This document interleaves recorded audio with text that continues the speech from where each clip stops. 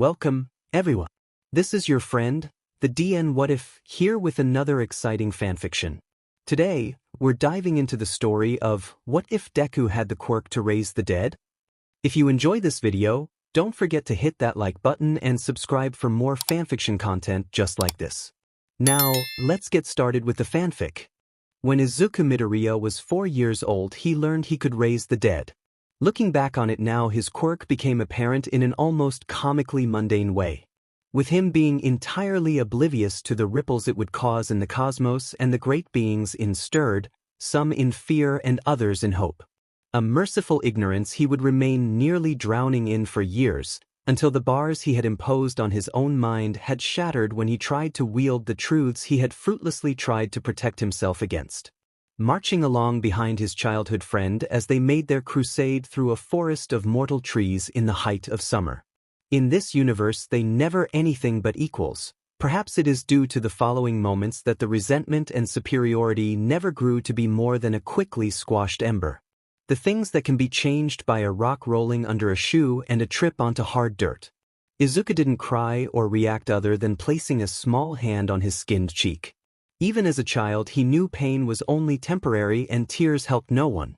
The childhood friend that would never cease being a loyal companion paused, hearing the boy he affectionately called Dikairu gasp and the thud as he tumbled into the soil. He turned with an exasperated expression, although his voice held no malice. "Oh, come on, Dikairu. You're so clumsy." That expression of joking annoyance transitioned to one of frozen horror as it beheld the figure currently extending a rotting hand to help Izuku back onto his feet. Izuku, still slightly stunned from the fall, was about to thank the kind stranger for their gesture. Then he saw her face. He had to stifle a scream. Or rather its face. Do the dead reserve the right to be humanized with pronouns? It was a mess of cold blue-gray skin with patches of tissue missing and rolling glazed-over gray eyes. Lanky pale hair was barely holding onto a scalp of peeling and rotting flesh. The corpse gave a twisted imitation of a smile that more of a hate-filled baring of yellow teeth than any form of kind grin. She impatiently gestured for Izuku to take her hand in a robotic gesture like a marionette being pulled on invisible strings. He was too afraid to do anything other than comply. When he was back on his feet, his emerald eyes wide and with a slight tremor racking his body, he stood firm. Some instinct telling him not to show the corpse even the minutest sign it had any power over him. For a few tense milliseconds the corpse's dead eyes bored into his, filled with a raging bloodlust and not an ounce of mercy. After finding nothing other than a slight hint of fear, it realized nothing could be gained and sank into the ground in a puddle, leaving not a trace of its existence. 5 feet away, Kaken looked terrified for perhaps the first time in his life, and Izuku was just as shaken, letting out a breath he didn't know he had been holding. Unaware the corpse would be the tamest and kindest thing in his life in future years.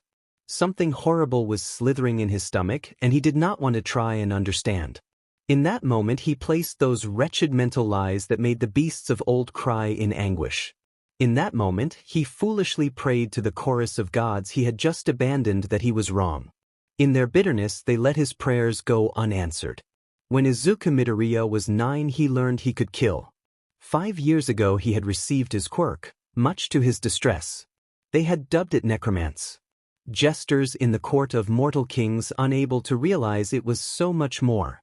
They said he could only raise the dead and keep them in the mortal plane for as long as he wished. If he wanted, he could never make them return to their graves. Something the fallen pleaded at every moment. Their screams were eternal echoes in his head that only grew in viciousness and angry as he aged. They planted indescribable nightmares, the worst that mortals could create. Weak as those night terrors were, to a child they felt life-threatening. He had begun training restlessly along Kaken, both trying to imitate their quirk. Kaken's grew to be an offensive power, unmatched by nearly everyone in the area. A power recognized by everyone from their classmates to their elderly neighbors with applause and open arms. Izuku's, however, was only met with disdain, its lack of obvious useful abilities appalling. After some time it soon became apparent that he could bring back people in 2 states. The first was in the ghosty rotting form that he had first conjured. They were significantly easier to resurrect and control due to their mere hints of personality and lack of a fully formed train of conscious thought. Husks, if you would. The second type was a form he had still had difficulty conjuring at that age, and even a harder time returning to the claws of death. They could pass as living and had unique dispositions that mirrored who they had been when they had been alive. A select few even held on to memories of their past lives. As vengeful and barbaric as their weaker counterparts and harder to control. Dangerous as a viper and more bloodthirsty than a villain. Although everyone quietly omitted these facts from memory once word had gotten out that he could bring back the dead. The begging of loved ones soon joined the wails of the damned, refusing to believe the fact that the people they had loved so dearly in life now wished the world to splinter and humanity to die. At least that was until he was kidnapped. Well, almost kidnapped. He had been walking home from school when he was suddenly pulled into an alley with a cloth that made him dizzy with fumes over his mouth. It was one of the rare occasions when he wasn't accompanied by Kaken because he had been sent home early for fighting one of Izuku's bullies. A useless endeavor, but one he still valiantly kept. Thrashing and kicked in a wild panic, he called on the dead to assist him, but for the first time, none had come to his aid. Instead, it was his kidnapper that melted into the pavement. The noxious aura of death floated around where his kidnapper had just stood, leaving no room for him to imagine that he hadn't just damned another human's immortal soul. He had run crying home and into the arms of his mother. When he told her of what had just transpired, she made him swear to never tell another soul of what he had done. She didn't want him to be isolated and cast out by his peers more than he already was. It was too bad it wouldn't matter. Ever since that day, death clung to Izuku like a gauzy shawl that made people cross the street when they saw him. The request to bring back loved ones stopped. To his benefit, Kaken never abandoned him. They remained inseparable and defended each other from the sharp words of the world. They both wanted to become heroes, and they swore to each other that they would become the very best. So they practiced. They trained. Izuku had kept Kaken's pride in check, so he was not blinded by his arrogance, and Kaken had kept Izuku from believing the whispers of freak and villain that followed him like the screams of the dead. By the time they were 13, they were the most powerful people in school. Not that it took much. They had not only unlocked so much more potential for their quirks, but they had also trained their bodies. While Kaken had immediately been drawn to sports like boxing and jujitsu, Izuku had opted for less shows of brute strength and more technical exercises such as gymnastics and hapkido. Izuku never stopped watching heroes and taking notes, filling notebook after notebook of information on even underground heroes. The dead could retell historic battles, and certain villains were willing to speak of the ones that had brought them down. He also learned many more uses for his quirk. As he aged, he learned he could detect death, interfering when he could, and not have to fully summon a spirit to talk to them or ask them to do something. However, he never told Kaken of the private lessons he held for himself. He never broke his promise to his mother and never told anyone about what happened to his would-be kidnapper. But he did resolve to learn how to control that part of his quirk. It started with rats. He tried to figure out how he had killed that man, and after 2 years of failure, he finally got it. He had to reach into the silver strings of their life force and pull. A rat disappearing into the floor, leaving the sulphurous presence of death as the only reminder of its existence. That, of course, prompted the question if he could bring back what he killed. He couldn't at first, but with a few tries, he could summon the rat back from beyond the veil. With some experimentation, he learned he couldn't control it like he could the others. It remained impervious to his attempts, and it was quickly established that it wasn't living carrion. It was alive again in the fullest sense. Each death was painless. He only tried to make it painful once. The screams of that rat still haunted his dreams and echoed in his mind. It continued like this for months, constantly putting down and putting back life forces of bigger and bigger animals. Only after he successfully brought back a horse did he even consider trying it on a human. He hid out in an abandoned alleyway and waited for a criminal to pass. If this failed, doing it on a lowlife would keep him from the all-consuming guilt that would engulf him if he took another's life. Soon enough, a man dragged an obviously drugged young woman into the alley, and Izuku let his quirk search for the glistening strings of life that surrounded him and twisted. Within moments, the spot where the man had stood was empty and shadowed in the presence of death. That was, of course, the easy part. It was almost disturbing how simple it was to snuff out someone's flame. He reached down into the realm of death and began the search for the man. The screams here were ear-shattering and made him flinch, the wails and pleas of the dead so desperate that he paused and considered bring them all back. But that was ridiculous. There was a limit. He was already messing with the forbidden topics and pulling at the fabric of natural order. He had long ago pledged to himself that he would bring back anything he killed and return what he brought back. Nothing more, nothing less. Finally, after what seemed like an eternity, he located the criminal in the endless sea of corpses and through sheer will, brought him back to the land of the living. While it seemed like it took hours, in reality, this all happened in a matter of seconds. The criminal looked stunned and terrified. Time in the realm of the dead did that to a person. He never even saw Izuku, he just sprinted out of the alley without a second look. Izuku called the police about the woman and stayed there until they arrived, trying to fight off the bitter triumph and melancholy panic. Kaken was Izuku's first everything. First friend, first crush, first kiss. His original nickname had been Deku, but when they had found out it meant useless, they had immediately changed it to Dekairu. When he was 11, he realized he had started to fall in love with Kaken. When he was 13, their lips had met under a marigold sky. When they were 14, they had decided that they had both fallen out of love. Better friends than boyfriends, and they deserved to let a lying relationship go. They were still the best of friends, and those memories were always looked back on with teases and laughs. Kaken was probably more prideful than he should be, and Izuku woke up much too often due to night terrors and had resolved to only sleep in short intervals. One time he had made the mistake of sleeping over at Kaken's house only to wake up with a scream begging to escape his lips and nails digging into his skin but not really feeling the pain. Kaken had awoken to a frozen and traumatized Izuku and had to pry blood-stained nails out of his forearms, and even years later there were tiny crescent-shaped scars decorating his arms. They never discussed it. Izuku was glad, because what he saw would remain burned into his retinas for years to come, as all of his nightmares did. At school they called him Psycho and Demon. Those jabs were always followed by explosions from Kaken, but Izuku never made any move to defend himself. His quirk was much too dangerous for that. For him, it was either all or nothing. Years of hearing the scream of the dead and talking to corpses had the effects that one would assume. By the time for high school arrived, Izuku had become torturously apathetic to the world around him. Not flinching at the ghoulish forms his corpses took when summoned or the cruelty of the world. He somehow retained his empathy and kindness, not seeing that it was no longer deserved. He never hated anyone. Not the bullies or the woman who gave him his quirk. He never hated anyone other than himself. His quirk had another drawback that he had grown immune to fairly quickly. When bringing back corporeal forms, it always hurt. When he had first attempted, he had doubled over in pain, fat tears running down his freckles. But he had picked himself up and tried again, and again, and again, until it was hardly a dull ache.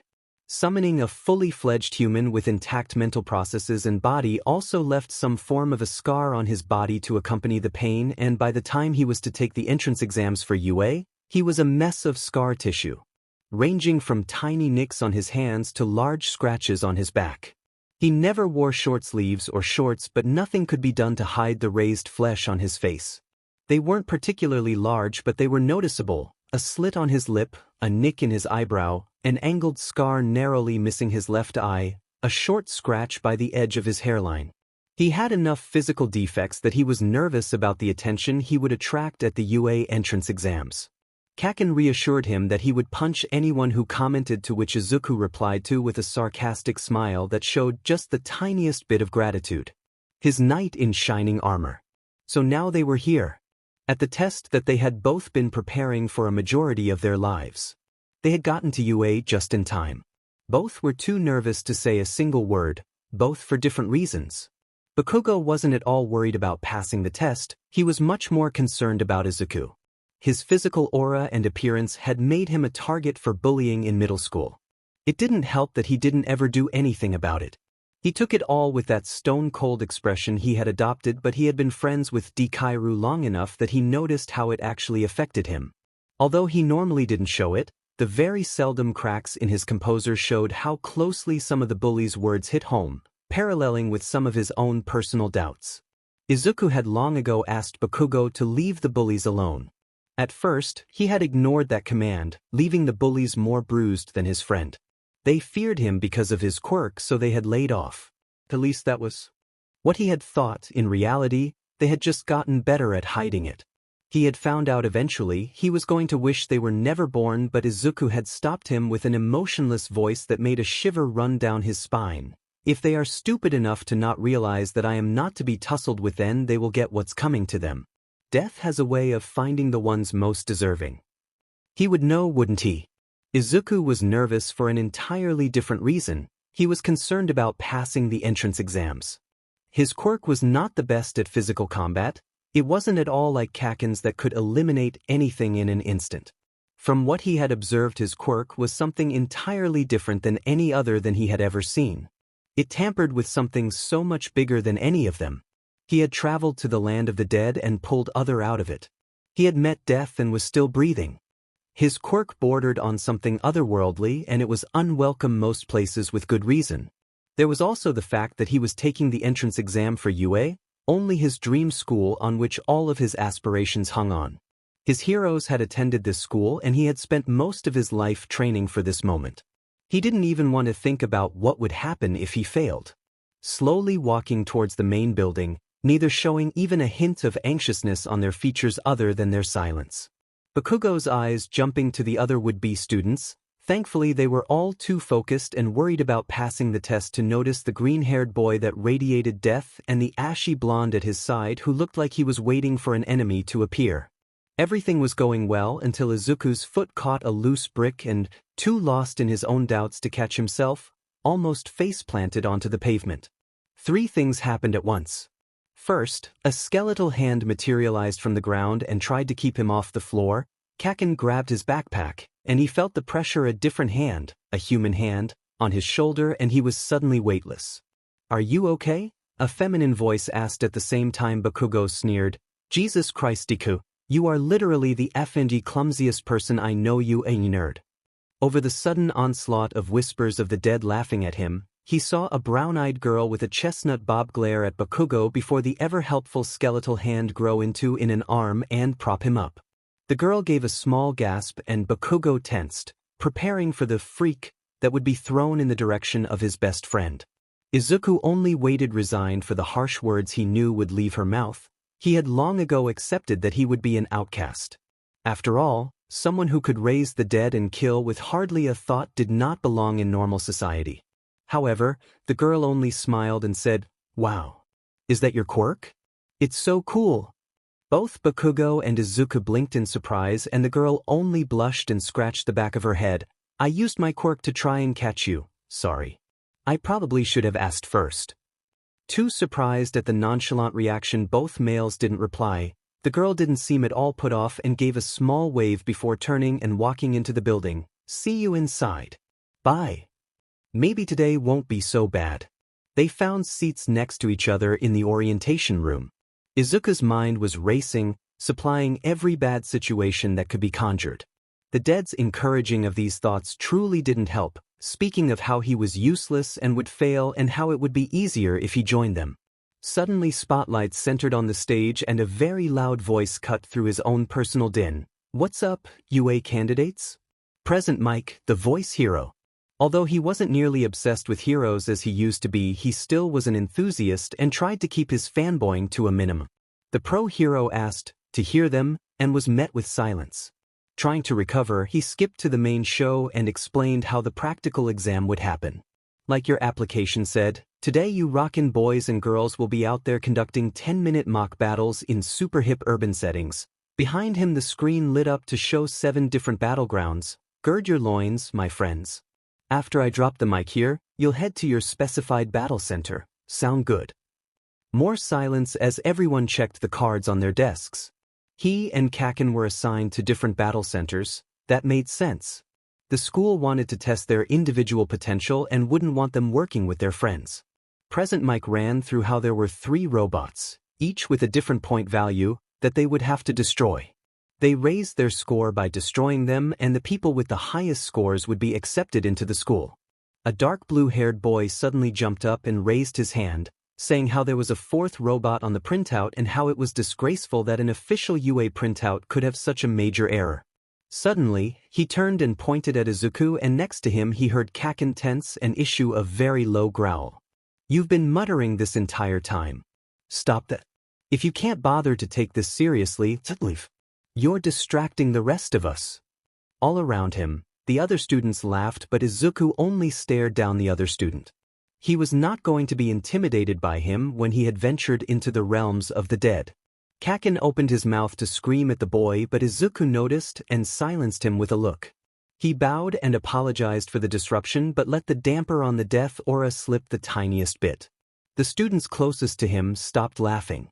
Present Mike got them all back on track and explained that the fourth type of foe villain was worth 0 points, so it was better for them to avoid. The boy bowed and thanked him for explaining. And just like that, Izuku was outside his battle center. Giant gates stood closed and a huge wall surrounded the area. He noticed that the boy who had called him out earlier was in his group along with the kind girl from before. It occurred him that he never thanked her, so he walked over but was intercepted by the blue-haired boy who grabbed his shoulder and turned him around. "It looks like she's focusing on the trails ahead. What are you going to do? Distract her and ruin her chances to succeed?" In another universe, he would have stuttered by trying to explain himself, but here he replied with every bit of coldness, "No. I was going to thank her for keeping me from falling earlier." He let his eyes take on the oversaturated green they usually adopted when he was about to use his quirk. "I wouldn't be able to focus properly unless I thanked her. It seems to me the only one trying to keep competitors from succeeding is you." The boy stumbled over his words trying to explain, but Izuku only shrugged off his hand and continued towards the girl. "I just wanted to thank you for helping me earlier." She turned and gave a bashful smile. "Oh, it was no problem." Suddenly Present Mick's voice boomed and signaled the start of the exam. Everyone was running and Izuku was no exception. He immediately ran into a one-pointed and called on his favorite corpse. He made her corporeal as to not scare the others and sent her out to battle the robot. He ignored the pain that would probably be debilitating to others that didn't have his pain tolerance as he focused on controlling her. She was one of the friendlier spirits, but he didn't want to take any chances. That was really his only offensive move against non-living creatures, sending out someone dead to take care of it. They used extreme strength and speed, mostly due to their inability to feel pain. While she was busy tearing apart the one-pointer, a new robot suddenly appeared. Its outline told him it was a two-pointer and he didn't have a way to defend against it. In any other situation he would have summoned another spirit, but trying to control the second one in such a populated setting was much too risky. Sure, he could use his physical training, but he wasn't in the mood to die. He was trapped. That was at least until a falchion appeared in his hands. That's new. The sloped blade looked old but deadly sharp. Steel slightly chipped and the handle scuffed. "See, this would be useful if I know how to use it." As soon as the thought crossed his mind, the knowledge invaded like a swarm of bees. In its wake, it left a pounding migraine, but he had better things to do at the moment than think about that. He flew at the two-pointer and brought it down with a few slashes, and only then did he wonder what had happened. He returned the spirit to the ground, now done demolishing the one-pointer, and pondered how he had summoned the weapon and known how to use it as he ran. But he was quickly derailed as he heard some of the point counts shouted out by his fellow competitors. He was nowhere near close to some of them. He had only gotten 3 points compared to others 45 or more. He only had 6 minutes left. He had to move. Looking around, he didn't see a single robot. The panic began to sneak in, but he refused to let it advance. Suddenly, there was a rumbling and everyone turned to see a giant robot as it peered down at them from between the buildings. There was a scramble as everyone fled as they realized this was the zero-pointer and facing it would benefit them none. Izuku, however, didn't move and tried to figure out what the teachers were playing at. There was obviously some other motive here. His resolve to stay only increased as he detected the presence of death. He looked away from the robot to see the nice girl from earlier struggling to push some fallen rubble off her leg. Sure enough, the dark shadow of demise was hovering above her head. If he didn't do something, she was going to die. That probably should have bothered him more than it did. Just despite the hungry sounds the voices of the dead screamed, begging him to let her join them, he flew at the 0p. He summoned as many non-corporeal corpses as could and set them upon the robot. He then tried something he never had before. He let one of them take partial control of his body. And then he was going up, up, up, fighting to keep his conscious will intact while making sure that his small army of spirits didn't focus on anything other than the robot. He didn't process the pain in his legs as his muscles ripped apart as he launched himself into the air. Then he was on the robot's shoulder, falchion in hand, popping the control panel, and he was tearing into the wiring. He didn't feel the electricity coursing through his body. And then the robot was shutting down and he was falling, falling, falling. I wonder if I can bring myself back from the dead. And then he was floating. The girl from earlier, she had some kind of anti-gravity quirk that has kept him from smashing into the ground. He called the corpses off and he briefly noticed the gasps and stunned expressions of the other contestants. As the spirit left his body, he realized what damage he had sustained. Torn muscles in his legs and electrocution. It didn't really hurt, but he knew that it was debilitating. Then Present Mike announced that time was up. He only got 3 points. But he had saved the girl, and this was for a heroics course. Maybe that's what they were playing at with the 0p. Maybe he still had a chance. By the time Recovery Girl arrived, there was a large crowd amassed around him, whispering about how creepy his quirk was and the scars on his face, and now he was fading out of consciousness. The damper around the aura had gone completely, casting a dark shadow that whispered of oblivion. Recovery Girl remarked on his physical condition and winked her nose at the presence of death, but once she kissed him and he reigned in the aura reflexively. Later on, he met up with Kaken, who looked to be in a wonderful mood. At least until he noticed the new scar on his face that cut from his left cheek to his lip. He knew he shouldn't be upset. It happened every time Izuku summoned a full spirit. But that didn't stop the fading of his wicked smile as he beheld the new thin line. "How did it go?" he inquired. "I only got 3 points. But I saved that girl from earlier and we are trying out for a hero course, so that probably counts for something," Izuku said as monotone as usual, but something new happened. And like that, he summoned the falchion and Kaken actually stopped before whispering, "What the F dashed? I summoned it when I was trapped between a 1p and a 2p. I figured that it was in the possession of someone when they died, and then when I asked to know how to use it, I stole the knowledge from the owner." He had realized that in his brief moment of unconsciousness. "I also let Akari briefly take control." Kaken spun around fast enough to get whiplash. What? Akari was the friendliest spirit, the one Izuku had established a slightly unstable friendship with, and the first spirit he had ever summoned, but she and Kaken had a deep-rooted hatred of each other that often made her hard to control in his presence. It was necessary. I needed to get high enough to destroy the 0p, and I couldn't without activating the pain receptors in my legs. I tore a few muscles, but Recovery Girl healed me, he shrugged. It didn't even hurt. That is not the point, Kaken screamed, hands steaming. She is a vindictive bitch who would like all too much to kill all of us. I want to test broadening the range of weapons I can summon and know how to use, Izuku said, brushing off Kaken's opinion of Akari. We have a week before we get our scores. It would be perfect time to practice that new skill along with the possession. No, we can do the weapon thing, but we are not messing with the possession sheet. Izuku shrugged, knowing how much it annoyed Kaken. Fine. Meet with you tomorrow? A week later, they received their results in paper envelopes. They agreed to meet in the park and open them together. The week had been filled with Izuku varying the weapons he summoned and ripping the knowledge away from their owners until he had a regular armory at his disposal. By the end of the week, he knew how to use most ancient swords and daggers along with a few guns. It always left him with a pounding migraine and a brain that felt like mush, but in his opinion, it was worth it.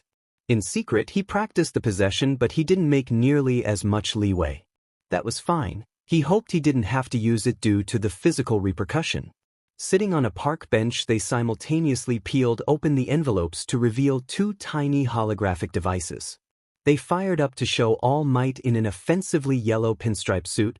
He began his speech, and the 2 recordings created a slight echo. They shared a look when All Might had revealed he would be working at UA, and Izuku couldn't quite hide the glimmer of excitement in his eyes. All Might telling him that was a good sign, right? As soon as the #1 hero revealed his teaching position, their recordings began to differ. While Kaken's continued to show clips from his exam and tell him that he scored the most points out of every contestant, Izuku's told him that he had passed the written exam but say that he only got 3 combat points. Izuku twitched minutely at that mention. Fortunately, there were other factors. Suddenly, there was a clip of the girl he had saved begging to give him the points she had earned. Interesting. And then they told him about rescue points. So he had been right that saving someone would help his score. And just like that, he was in 7th place. Kaken looked at him before giving a sharp smile. Izuku let a small crack in his exterior show relief and then looked at Kaken and smiled for the first time in what felt an eternity. They had made it. Ring ring ring ring. Like a viper, Izuku's hand slapped his All Might alarm clock off the bedside table and he groaned at the immediate onslaught of voices that echoed in his head. They overlapped into unintelligible mumbled syllables, but a few particularly loud screams cut through. Come back to sleep. He wasn't done with you yet. Help me. Save me. Please. It's the first day of school. Can't wait to see you fail. And like that he was out of bed, wide awake. Never mind his less than 3 hours of sleep, today was the first day of UA and he could not be late. But with that newness also brought the somber realization that he would once again be an outcast in a school where every student was just as powerful as him, so he wouldn't even have the option to fight back. Unless he wanted them dead. He hated that part of his quirk. Loathed it from the bottom of his tainted soul. No one should ever be able to just simply cut the strings of someone's life with now hardly half a thought. It was true that the bigger and more powerful the entity was, the harder it was to kill, but when he was a child with virtually no training he had killed a full-grown man. Who knows what he could do now if he ever reached an emotional state like that. Maybe that was why he learned how to dull his emotions. To try and prevent losing control and accidentally killing the entire population around him. Once upon the time he had debated finding a new name for what he did when he forced someone to the grave. There was no body, no blood, nothing that could truly constitute it as killing. He had experimented with names like wisping and ghosting, but ultimately decided to not try and numb it down. If he called it a harsh term, then maybe he would remember that he was eliminating someone from the mortal plane and throwing them into the jaws of oblivion. Glancing in the mirror, he beheld his haggard appearance. As usual, his face looked like had been run through a blender, but that was normal at this point, although the new scar did nothing to help.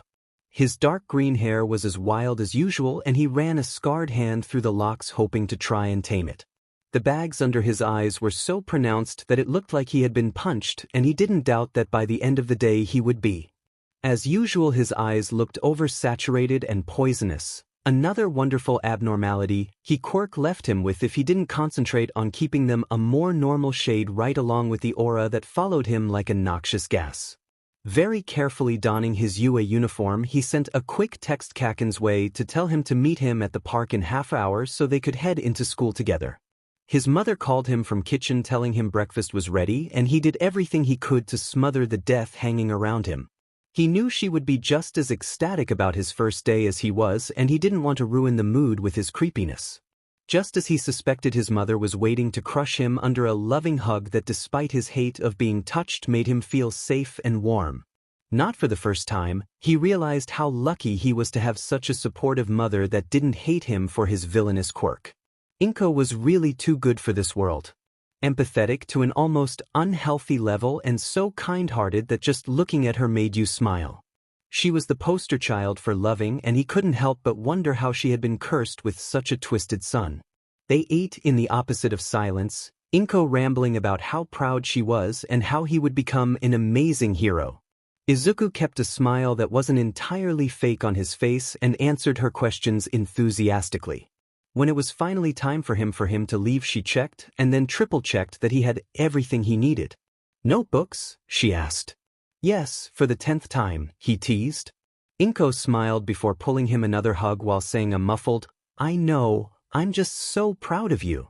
She pulled away and Izuku saw her eyes misting up and his own smile softened. "I'll be okay, Mom." Wiping her eyes, she said, "I know." Aizawa was a man of many talents. Some he had consented to learn, like read someone and hiding his own emotions, and some he had not consented to, like learning how to play the bass guitar after Hisashi had basically forced it into his hands. One of the talents that had forced himself to acquire was the disposal of his shame, so he had no qualms about dressing in a sleeping bag and rolling to meet his new students.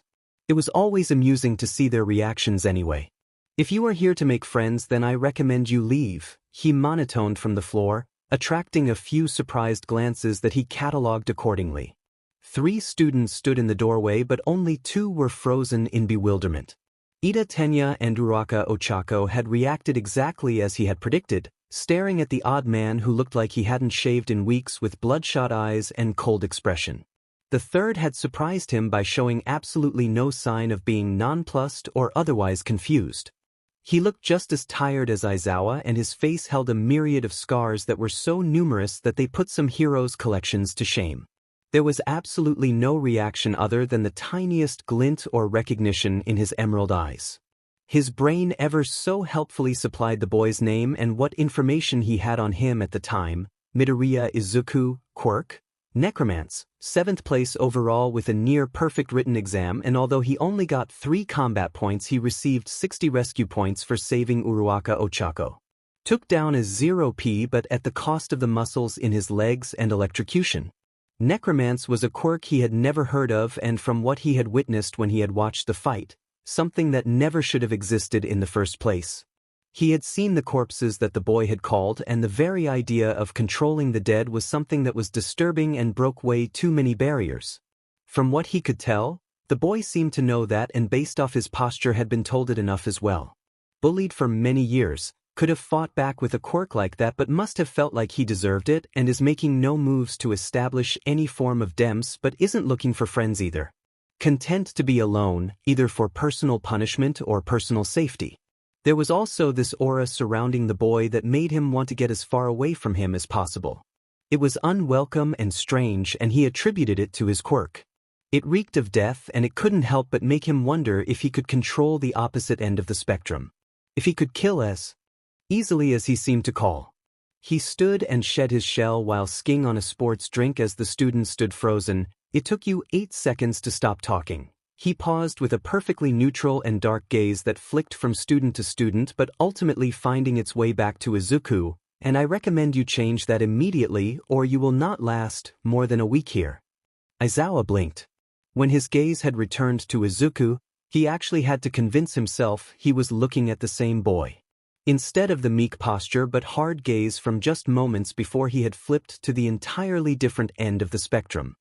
His expression had turned haughty, and he was now leaning on the wall with arms folded that clearly broadcasted his disdain for everyone around him. He had even somehow managed to upset his perfect uniform and abandon his tie in the few seconds Aizawa's gaze had been on others. His profiling was immediately thrown out of the window and replaced with something completely different. Because of his quirk, it was easy for him to find his place on the top of the food chain and used it to his advantage. A natural genius who wanted to become a hero for petty reasons and popularity.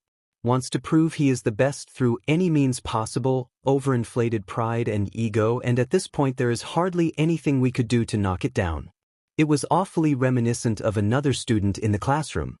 His heavy gaze flipped to an ashy blonde who nearly mirrored the same profile he had just given Midoriya, but to a less extreme extent. It was complete with the glint in their eyes that showed absolute loathing for everyone in the room except for each other. Long-time childhood friends, told each other everything and no doubt trained together. The demons of their old school, but the teachers never did anything because of their quirks and intelligence.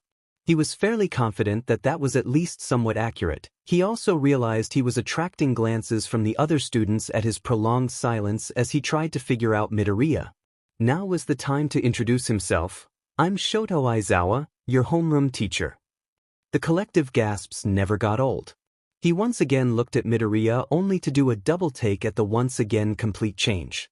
How the hell the boy was messing up and fixing his uniform that fast was beyond him. It was once again immaculate, and he was staring at Aizawa with eyes wide with surprise and innocence. He looked just as scandalized as the rest of the class, and in none of any of his profiles would he think he wouldn't show anything even close to surprise. And that's when he realized what he was doing. He's profiling me. He wants to see how I react to such dramatic changes in character. Requires further observation, but I think the first one was the most accurate. Well, he had the perfect opportunity to do that in just a few minutes. Put on your gym uniforms and meet me outside, he monotoned. This one is an enigma. In the boys' locker room. His profiling of Aizawa/Eraserhead had been through, and he had a fairly decent idea on how the man ticked. It was a skill he had picked up when he had helped the police on a particularly difficult murder, and it was surprisingly useful. Izuku had to keep from wincing at the idea of having to change around the other boys. Compared to the rest of his body, his face had been spared from the backlash of his quirk. It had been a topic of much discussion in middle school, and although his meeting with Uruaka and Ida had done a bit to calm his nerves, he still didn't trust the rest of his class. Kaken had immediately established himself as his own hot-headed and perpetually said self, but it was one small solace to know that he would cover for him. A boy with sharp teeth and bright red hair was busy trying to talk to Kaken and seemed to actually be getting somewhere, which was surprising. Everyone else was still buzzing with the announcement that the worn-down man was their teacher and theorizing what he wanted them to do once they got outside. So in other words, everyone was thoroughly distracted. Perfect. Peeling off his uniform as fast as possible, he successfully changed breathes, but before he could get his shirt back on, someone's voice asked, "Dude, what happened to your back?" Kaken immediately picked up on the fact that the question was directed towards Izuku and tensed before spinning around to face whoever had spoken. It turned to be a boy with yellow hair with a black lightning bolt who had inquired, but he detected no malevolence in his features. Just curiosity. Well, now was the time to address it. It's from my quirk.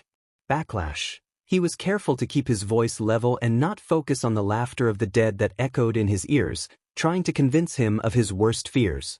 The boy shrugged and smiled, taking the statement at face value. "Oh, kinda like whenever I use a super high voltage I turn into a bit of an idiot." An electricity quirk then. He couldn't stop the relief that flooded his being at how he didn't push for more. More or less.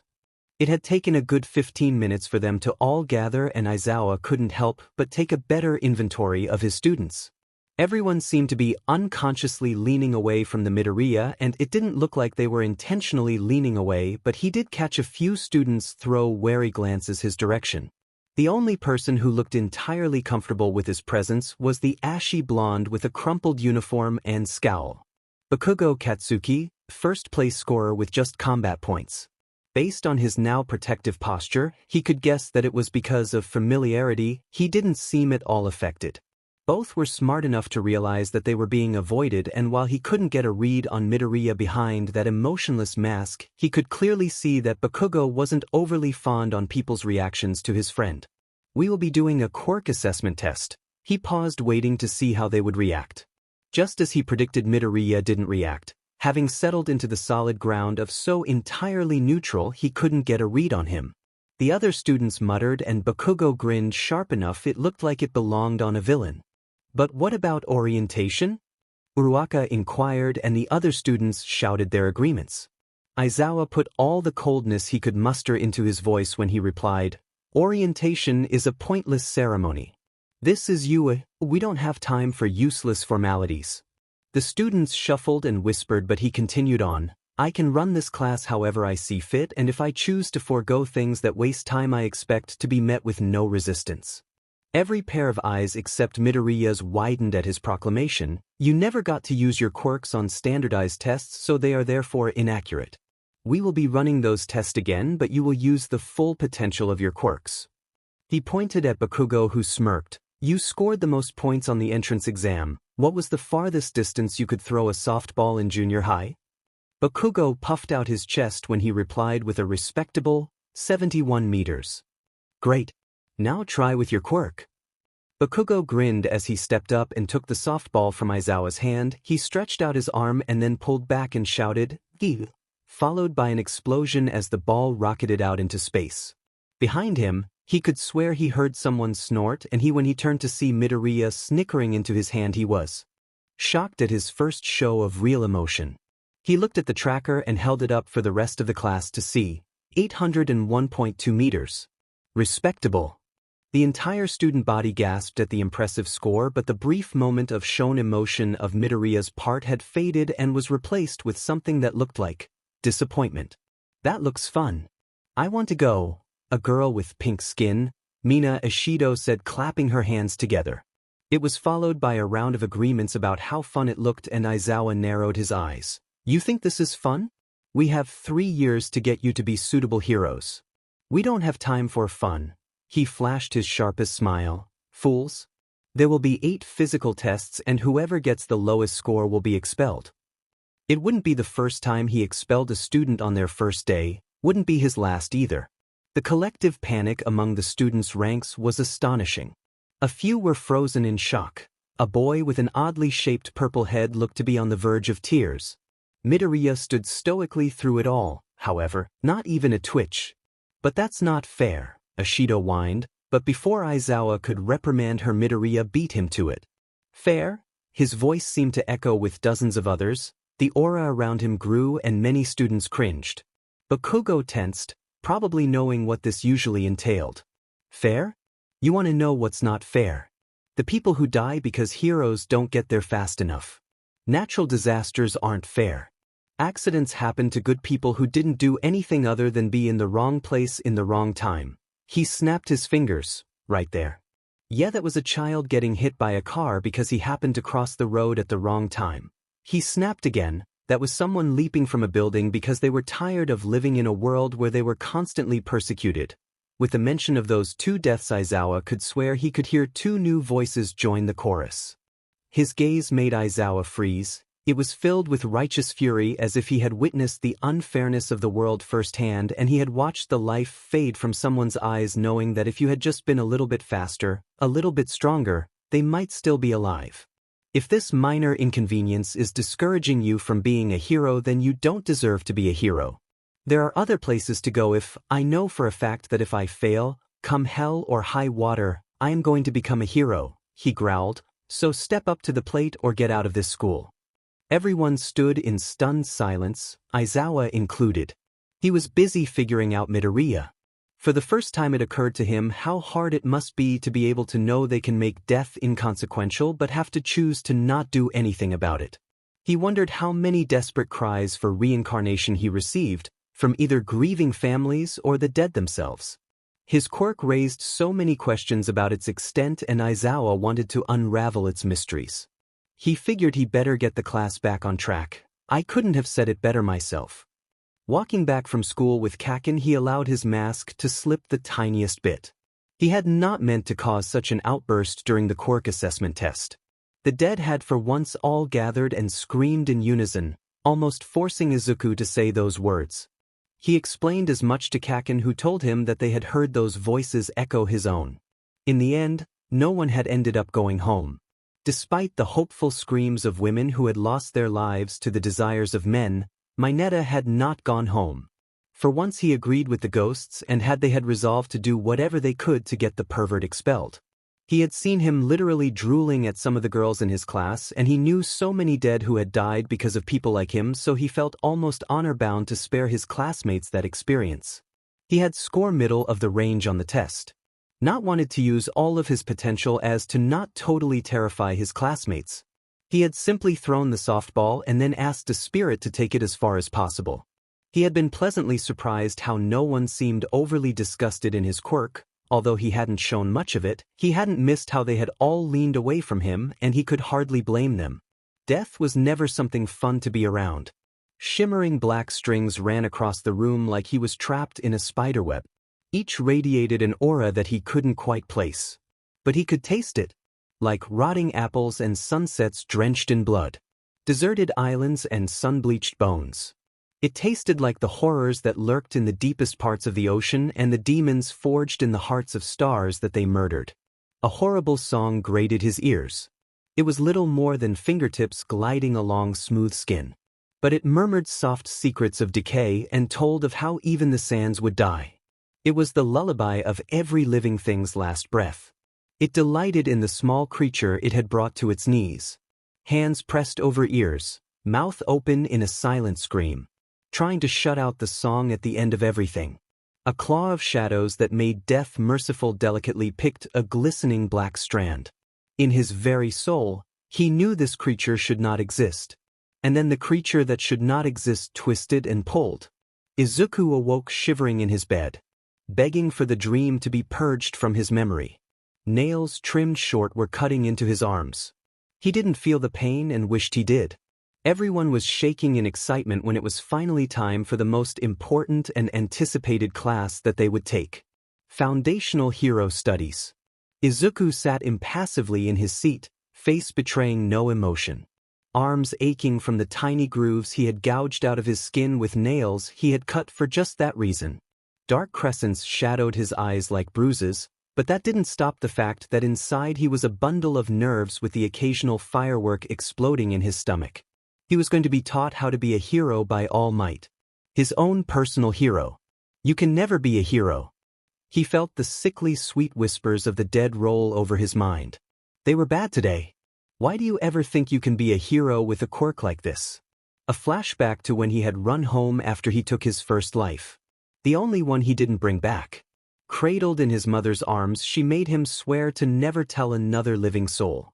She held him as cried, and soon her tears joined his as she whispered apologies onto his head.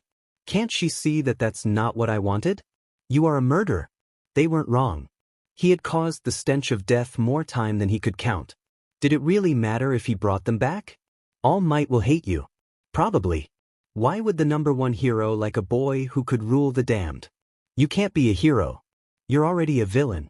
They were right. He could kill with half a thought he had killed. He could never be a hero.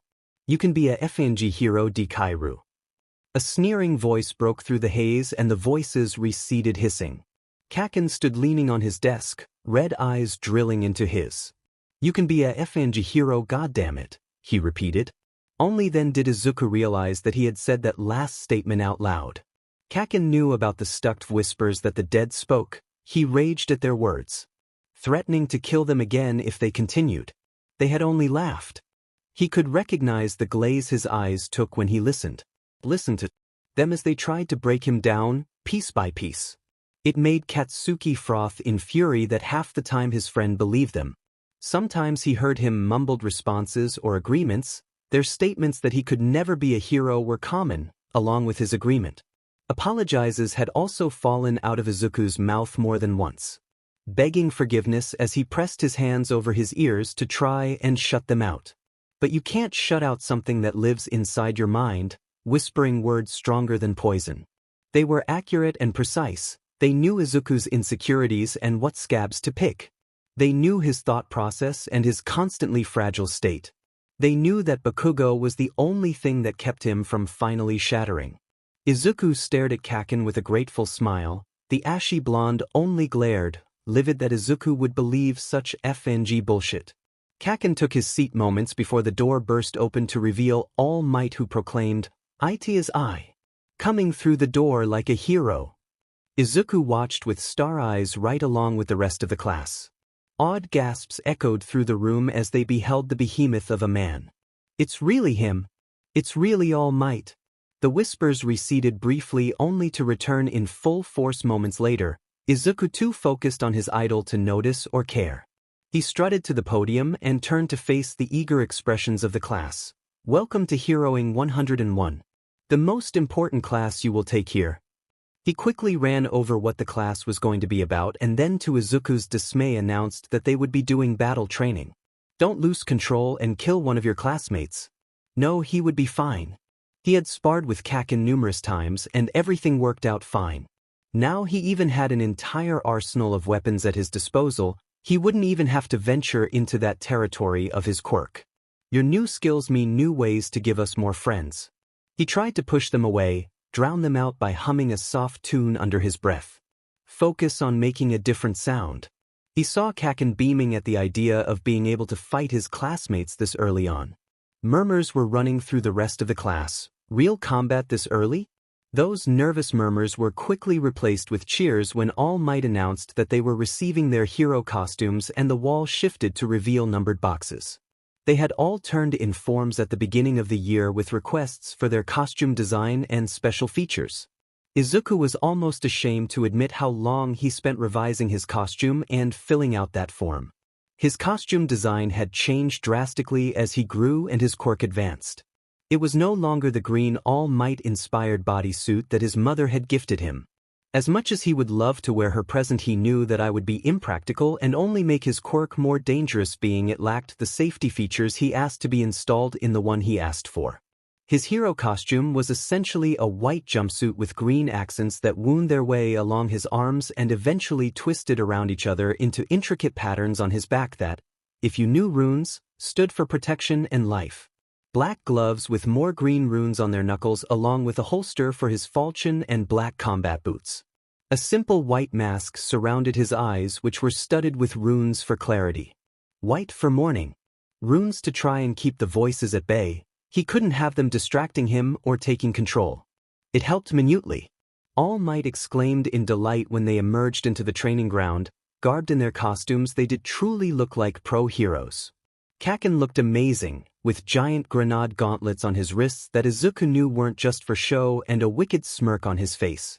All Might then began to explain how the training exercise would work. They would draw lots to decide the teams. It was a hero versus villain exercise, and that made Izuku's face pale. He didn't want to be a villain, even if it was just for an exercise. What if it finally broke down that barrier and he actually became a villain for real? Kaken picked up on Izuku's doubts but could not think of a way to reassure his friend. The muffled voices of the dead screeched and cackled, delighting in Izuku's pain. Izuku was nearly shaking by the time everything had been explained, and All Might held up the box that would decide their fate. The results were as follows: Todoroki and Shoji versus Mineta and Yaoyorozu. Katsuki and Ida versus Izuku and Uruaka. Ashido and Aoyama versus Siro and Sato. Kaminari and Jiro versus Tokoyami and Azui. Hagakure and Ojiro versus Siro and Kirishima. Izuku was filled with despair that he would be a villain, and even the runes couldn't dampen the dead's encouragement. The only good things were that he was paired with Uruaka and was facing off against Kaken. He and Kaken had faced off enough times that he knew he could keep himself under control. They were up first, and he forced his mind to forget about the fact that he was a villain. Uruaka was one of the most accepting students about his quirk and barely flinched at his aura. Kaken gave him a twisted smirk that he returned. A smile like that coming from him would usually make people want to flee in the other direction, but Kaken only took it as an invitation to go all out. The villains got to enter the building first. Uruaka didn't speak until they were with the nuke, and even then it was only to inquire what they were going to do. The girl that had helped him up on the first day and told him he had a cool quirk had retreated after his proclamation yesterday. It was probably a bad thing that he considered her even talking to him as a good sign. He had begun working on a plan as soon as the teams were announced. He knew how Kaken fought, so he would naturally be the easiest option to keep him at bay. Which left Ida to Uruaka. He told Uruaka as much. But how am I going to hold him back? Uruaka inquired, having gotten somewhat used to the shadow of death that surrounded him. And so Izuku told Uruaka his plan. You could just kill them and bring them back. It wouldn't even be that hard. The voices taunted him, offering suggestions that he would never use. He didn't want to kill them and bring them back after the time ran out. When they returned, they wouldn't be the same people. Kaken wouldn't be Kaken anymore. There was also the fact of everyone seeing him kill his classmate and friend. He doubted it would matter if he brought them back. Soon the 5 minutes were up and the heroes were released onto the compound. Izuku had stationed himself around a corner so he could intercept Kaken immediately, him being their greatest threat. Kaken would definitely follow him. This was uncharted territory for the both of them.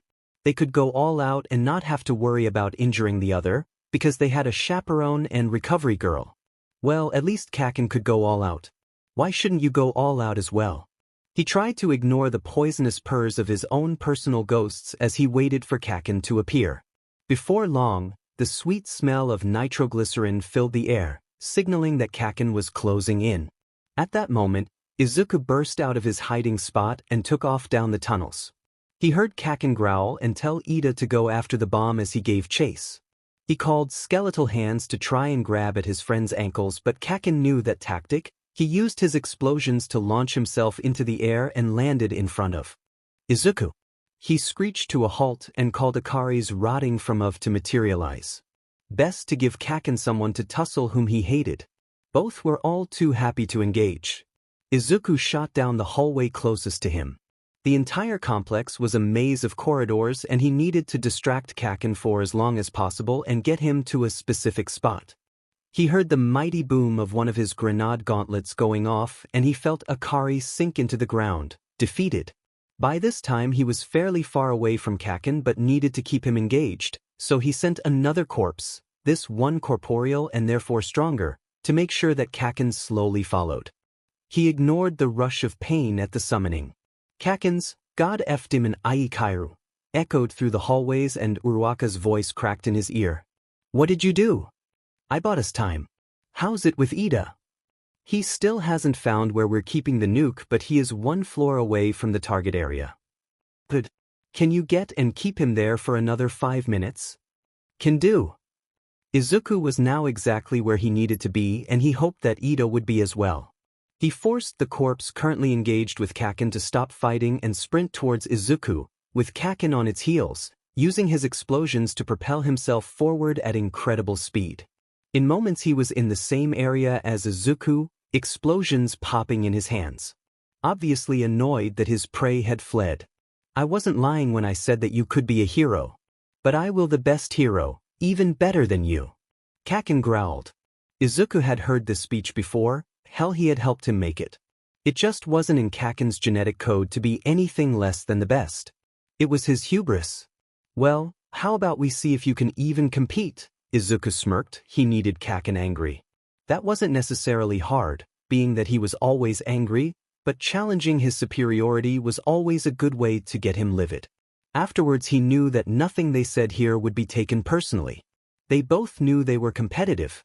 Kaken much more openly so, but Izuku had determination and a point to prove. Not to All Might, not to his classmates, but to himself. "From what I can tell, you can't even handle the weakest of the dead." Izuku pet his head and let a lazy smile grace his lips. Kaken's eyes sparked with rage as he lost control and flew towards his best friend. Izuku raised his hands and 5 rotting corpses rose from the ground. He moved his hands like a puppeteer and the corpses followed his movements. It was easier to control them with physical movements instead of having to mentally battle them. He let the damper on his aura fall away entirely, filled the confined space with the shroud of oblivion. Kaken was prepared however, explosions primed and ready. With 2 well-aimed blasts, 2 corpses fell. "Ida is in position." Uruaka's voice cracked in his ear over the din. "Give me 2 minutes." Izuku's voice was strained and he heard the distant sound of Ida's engines. "I'll try." By this time Kaken had returned another corpse to their grave. Only 2 remained. Izuku attributed their failure to his order not to injure Kaken, only to occupy his attention. Well, that wasn't going to work. The whispers increased a 10-fold, telling him to kill Kaken, to bring him to his knees, to destroy him. It was shouted in such unison that they almost took control as they did at the Quirk assessment test. He needed a way of keeping that under control. Kaken was right when he said that possession was far too dangerous to mess with. He knew what he needed to do, he just didn't know how he was going to do it. Suddenly an idea struck him. It would most definitely make Kaken extremely sad at him for the rest of the day, but it would be effective. At that moment he decided it would be worth it as Kaken demolished the final corpse and directed his attention to Izuku. He would start with a right hook, he always started with a right hook. He grasped Kaken's wrist and partially flipped him. He placed his other hand under his back before he could hit the floor, so he was dipped like a dancer. Before Kaken could recover from the surprise of not hitting the floor, Izuku leaned over and softly pressed his lips to his. Kaken promptly froze in absolute paralyzing shock and didn't notice a skeletal hand gently guiding his gauntlet towards the ceiling, and once in position pulled the pin. Red eyes wide in surprise and then anger as he realized what Izuku had done. The explosion rocked the building and burst through the first few floors of the buildings, leaving gaping holes in its wake. Kaken shoved Izuku off with the absolute rage-filled voice shouted almost as loud as the explosion, "Deku F-." Izuku only batted his eyelashes innocently as pure anger radiated off the ash blonde. But before he could engage Izuku with every ounce of his fury, Akari snuck behind him and with a quick jab to a pressure point in his neck he collapsed. Eyes practically glowing with vengeance. That kiss had made it personal. And the villains win. All Might's voice echoed over the speakers. So Uraraka had eliminated Ida. Much to the spirit's dismay, Izuku had won without significantly injuring Kaken. He would apologize later about the kiss, but it had done its job. Minutes later, they both strode out of the now demolished building to a very confused monitor room. Uraraka was apologizing to Ida, but Ida congratulated her on her win with absolutely no bitterness or malice in his voice. Kaken was an entirely different story. He hadn't spoken to Izuku and rage was still radiating off him in waves. Izuku had been friends with him long enough when it was better to let him cool off rather than try to placate him so soon. He immediately stalked off, shortly followed by Kirishima. The remaining students who had seen the feed all looked at Izuku, still obviously confused about what exactly his and Kaken's relationship was. His heart began to pound at all the attention directed him, including the questioning gaze of his idol. Retreating behind his stone-cold mask as the adrenaline of the battle wore off, he nonchalantly took a seat before Kamakiri broke the silence. "Sue, what was that?" Izuku shrugged. "We dated a while back. We're both totally fine with our current relationship, that was just to throw him off." Kamakiri chuckled nervously. "It doesn't look like it." He stared down the blonde boy. "He said he lost. He'll be over it by tomorrow." Everyone looked skeptical. Yaoyorozu was the first to inquire about something other than his personal relationships, to which he was grateful. "What exactly is the extent of your quirk?" "It's fascinating." He would have to be very careful about his answer. "I call it necromance. I can essentially raise the dead and make them do whatever I command them." A majority of the room cringed at the confirmation. They had seen his quirk, but it didn't know if it was what it looked like. At least it explained that aura around him. "I can summon 2 types of spirits. The corpse-like ones are much easier to control but aren't as powerful as the corporeal ones." As a demonstration, he summoned one of each.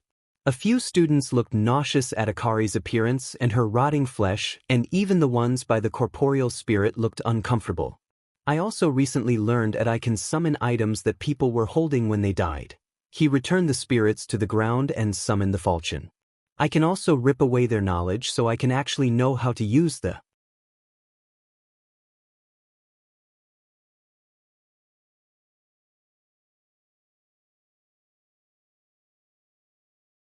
His eyes had filled with tears and fat droplets were steadily flowing over his cheeks.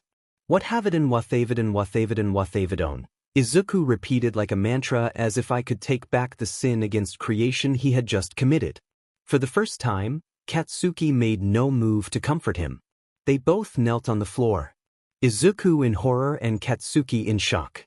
They stayed that way until they heard the sirens. Katsuki was the first to unfreeze. The area around them was a battleground, covered in rubble from where his explosions had hit and miscellaneous fires. Neither of them had any proof of what happened. The villain had sunk into the ground, not a trace of them remained. Only 2 terrified UA students. He had already been tagged for public quirk use and he truly did not know what would happen if they found him here, in the midst of this carnage he had undeniably caused. They needed to get out of here. Instinct took over. Moving on autopilot, he tried not to flinch as he grabbed the Izuku's ice-cold wrist. It was too cold. It was much too cold. He didn't have time to consider it. Dikairu was not helping him, looking perfectly content to stay on the road, shaking like a leaf and traumatized by his own power. Katsuki shared his sentiments, but they just couldn't. Thankfully, Katsuki had the raw muscles from boxing and jujitsu and Izuku had the body of a gymnast. It was almost pitiful how light he was. Katsuki dragged Izuku to his feet, forcing him to stand and try and break out of his disassociation. At some point, it had started to rain. It was almost fitting. Izuku Midoriya was not a woman quick to anger. Maybe when she was younger she had been a bit wild, draining bars of their whiskey and spending her money on slot machines. But she had never been the type to explode in fury like Mitsuki and Katsuki. But right now she was much more than livid. There were no words for the pure shards of hatred and anger that she threw at whoever had cursed her son with his quirk. When Bakugo had arrived at her doorstep, soaking wet with a trembling Aizu in his arms, she knew immediately what happened. She had taken one look at the glaze on Aizu's forest eyes and the pure terror in Katsuki's, and she knew what had happened. Practically dragging the boys inside, she told Katsuki to set Izuku down on the couch. She could panic and rage and scream later. Right now she had to deal with two traumatized teenagers who knew too much. As soon as Katsuki had placed her son down, he promptly collapsed into an armchair. Eyes closed as tight as possible with the smallest tremor running down his limbs. She knew what had happened but not how.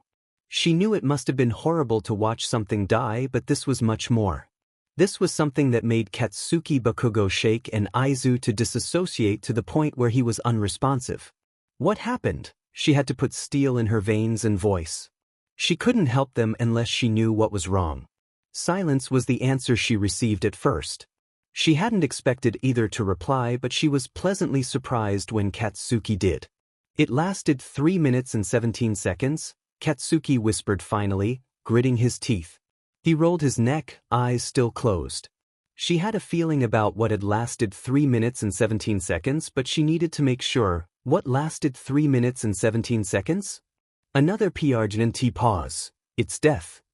Now it was Inko's turn to close her eyes. She could put together a basic idea of what happened. Something had attacked Katsuki, Aizu had tried to stop it, he had ended up melting it into whatever realm he called the corpses from. The only difference here was that it had taken time. The one Aizu had told her about had been instantaneous. There is no way he meant for it to suffer for that long. She tried, she was almost afraid of the answer she would receive. A grimace coated Katsuki's features. He did not speak for another 4 minutes. Yes, he did. The ice-cold fury that coated her mind made everything numb. She now understood why Aizu was in the state he was in. He never wanted to hurt anything, but he had a death quirk and had drawn out the death of a villain for over 3 minutes intentionally because it had threatened his friend. Mentally she raged. Cursed whatever merciless god had given him this power. No one should ever have to bear it. Especially not her son. She swore she could hear a hollow laugh in response. It's my fault. Katsuki ground out. It's all my effing fault. If I had just been stronger, I could have escaped myself. He wouldn't have to learn about that part of his quirk and everything would be FNG fine. She wondered if she should tell him about Aizu already knew. Everything was going out in the open anyway, and she could not let Katsuki bear this guilt. He already knew. For the first time, Katsuki's eyes flew open. What? Inko sighed. When he was 9. Someone tried to kidnap him. Katsuki leaned back in the armchair before burying his head in his arms. I felt it die. I watched as he tore apart its atoms one by one. It never stopped screaming. Inko knew that she would get nothing more out of Katsuki, so she let him be. She would try the best she could to help him cope, but he needed to come to terms with it first. She turned her attention to Aizu, who had at some point he had fallen asleep. That was good. She had seen what he's done to his arms in a dissociative state. She would have to watch him closely, but for the moment everything was somewhat calm. Still cursing whatever twisted beast had done this, she grabbed her phone to call Mitsuki because one thing was for certain. They would not be doing to school tomorrow. There was a fox with empty eye sockets bleeding waterfalls of frozen time. It turned to look at him. Its fur was ultraviolet, but that was impossible because humans can't see ultraviolet. Madness will soon become your way of life, CYCL breaker. The fox shifted to show the fallen remains of 2 crows with feathers covered in the blood of gods. Be prepared. Kurogyari did not like the plan. A sense of foreboding had settled into his brain, sking his doubts into his brain like a parasite. It whispered rotten lies that could all too easily turn into truths with even the smallest error in their plot. This attack was as delicate as a gauzy cobweb between a wall, slowly turning into dust. If they so much as breathed in the wrong direction, everything would come crashing down and they would be back to square one. Kurogyari himself was hardly a contender for injury or being in any danger whatsoever. With his quirk, he couldn't even be hurt save for his neck, and he could quickly warp himself out of any less than favorable situation. But it wasn't him he was worried about. He was worried about everything else. He feared for Tamura and that his childlike behavior would be their downfall. He could barely stomach the thought of Tamura being injured. He had practically raised the boy. Despite how Tamura treated him and how warped his mental attitude had become in recent years, he still cared for him like a son. The morning before the attack passed like a hazy memory of a distant dream. By now they had gone over everything necessary enough times that they could recite it from memory.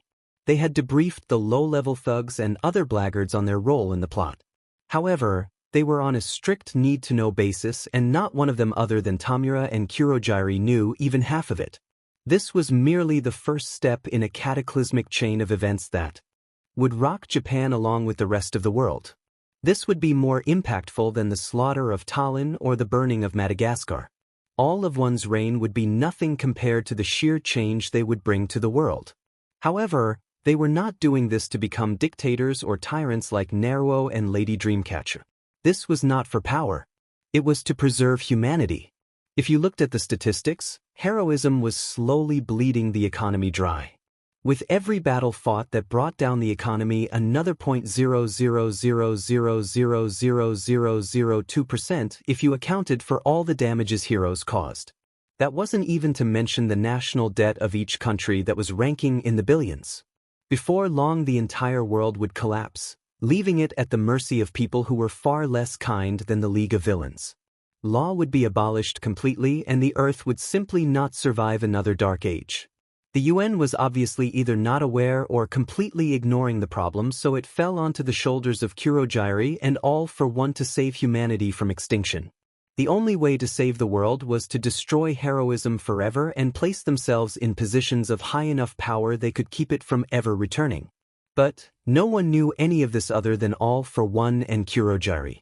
They hadn't even shared this knowledge with Tamura, leaving him to think that All for One only wished for revenge on All Might. Tamura was far too immature to even be considered a major player in this plan to save the world, and until he grew up it would remain that way. Although he loathed to admit it, by the end of this there would be a substantial loss of human life. Nothing compared to the global scale. They would be exterminated by ourselves if everything continued as it was, but still enough to make him pause. But in the end, the reward would be worth it. After all, what's a few million to an entire planet? Izuku hadn't slept since he murdered the sludge villain. More like tortured, he thought bitterly. The clip had been playing on a loop inside his head non-stop since he had felt that unimaginable power fill his veins and twisted soul. Since he felt for the villain's life and had reached out and grasped it with shadow hands. Since he hadn't simply torn it out like usual. Since he had stripped it thread by thread with what he could only describe as some sick pleasure. He had been totally unresponsive for 5 hours afterward. Trapped in his own mind with visions of dead crows, foxes with voices like galaxies breaking, and supernovas that exploded into nightmares and corpses. Afterward, both he and Kaken had been more than traumatized. Kaken had been towing the line on his mind, folding under the pressure of feeling atoms split and neurons tear.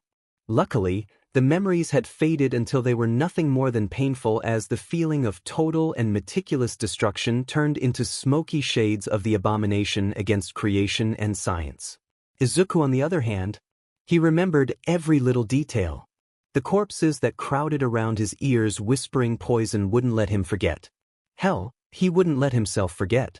The dead had been relentless, seeming to amplify into a scream that was no longer just static. They were all individual voices that attacked his senses every moment at a volume to rival present mic.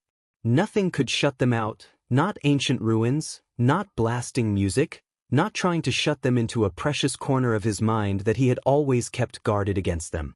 The only thing that had worked was when Aizawa-sensei had used his quirk on him, and for a few moments, there was a blissful silence that left his eyes misted with tears of relief.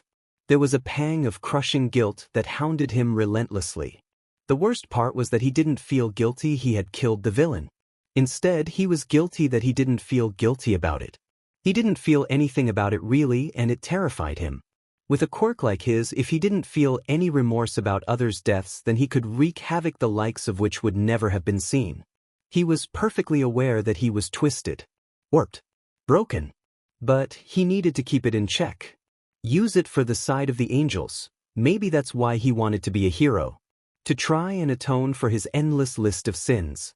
People had started to notice the duo's shift in behavior, but they couldn't bring themselves to try and pretend everything was fine. Because everything was definitely not fine. Kaken flinched at shadows, and his eyes never stayed in one spot for more than a moment. He hardly spoke, not a threat passed his lips since the incident. A far cry from the boy who had announced his presence by bellowing about he would kill any fucker that got in his way of being the #1 hero. Even Kirishima couldn't break past Kaken's new walls with his nearly blinding smile and pure intentions. He would never forgive himself for stealing Kaken's fire. Izuku was much the same with one key difference. While Kaken was constantly checking for any threat, no matter how irrational the place, Izuku stayed so still that he could be mistaken for a marble sculpture. He could physically feel his passion drain out of his bones and seep into the ground like the people he had killed. By this point, he had lost track of how many lives he had taken. Sure, he had brought back all but 2, but that shouldn't exclude a dozen others he had snipped their string of life for experimentation. He was so thoroughly disgusted himself that even the dead could not find any comments worse than the ones he already made about himself. Although their agreement did not help the downward spiral, he was quickly descending. Sometimes their words were so sharp and irrevocably true that he flinched and couldn't stop the whispered response. Uraraka was a small solace he found in the infinite ebony ocean of his own self-deprecation. She didn't seem to care about the now extra potent death aura surrounding him. He could not damper further, his hollow eyes, or villainous quirk. She also seemed to have convinced the rest of the class of this as well, so they treated him with apprehension, not fear or hatred. She had somehow indoctrinated him into her friend group while Kirishima had seemed to have adopted Kaken. They had actual friends other than each other. Well, maybe not friends. More like people who didn't hate him. It baffled him nonetheless. Inko was something else he didn't deserve. Not even the tiniest bit. She was just so good, so sweet, so loving. Despite everything, she hadn't even hesitated to help her demon of a son. She didn't deserve a monster like him. She didn't deserve to be kin with a murderer. He definitely didn't deserve her unconditional love that hadn't even paused to make sure that he and Kaken were going to be okay. She hadn't even questioned the fact that he had tortured someone. It wasn't as if he didn't notice how she had changed over the years because of him. She had always had steel in her veins, but because of him, it had risen to the surface. She was still sweet and kind and nearly impossible to anger, but she was no longer soft. Her glare could intimidate even Kaken. He noticed how the weight she had gained had been slowly disappearing and how she sometimes came home at night drenched in sweat as she threw boxing gloves into a box she thought was secret. How she could lift the couch to vacuum with her quirk when she had previously struggled to lift even a frying pan.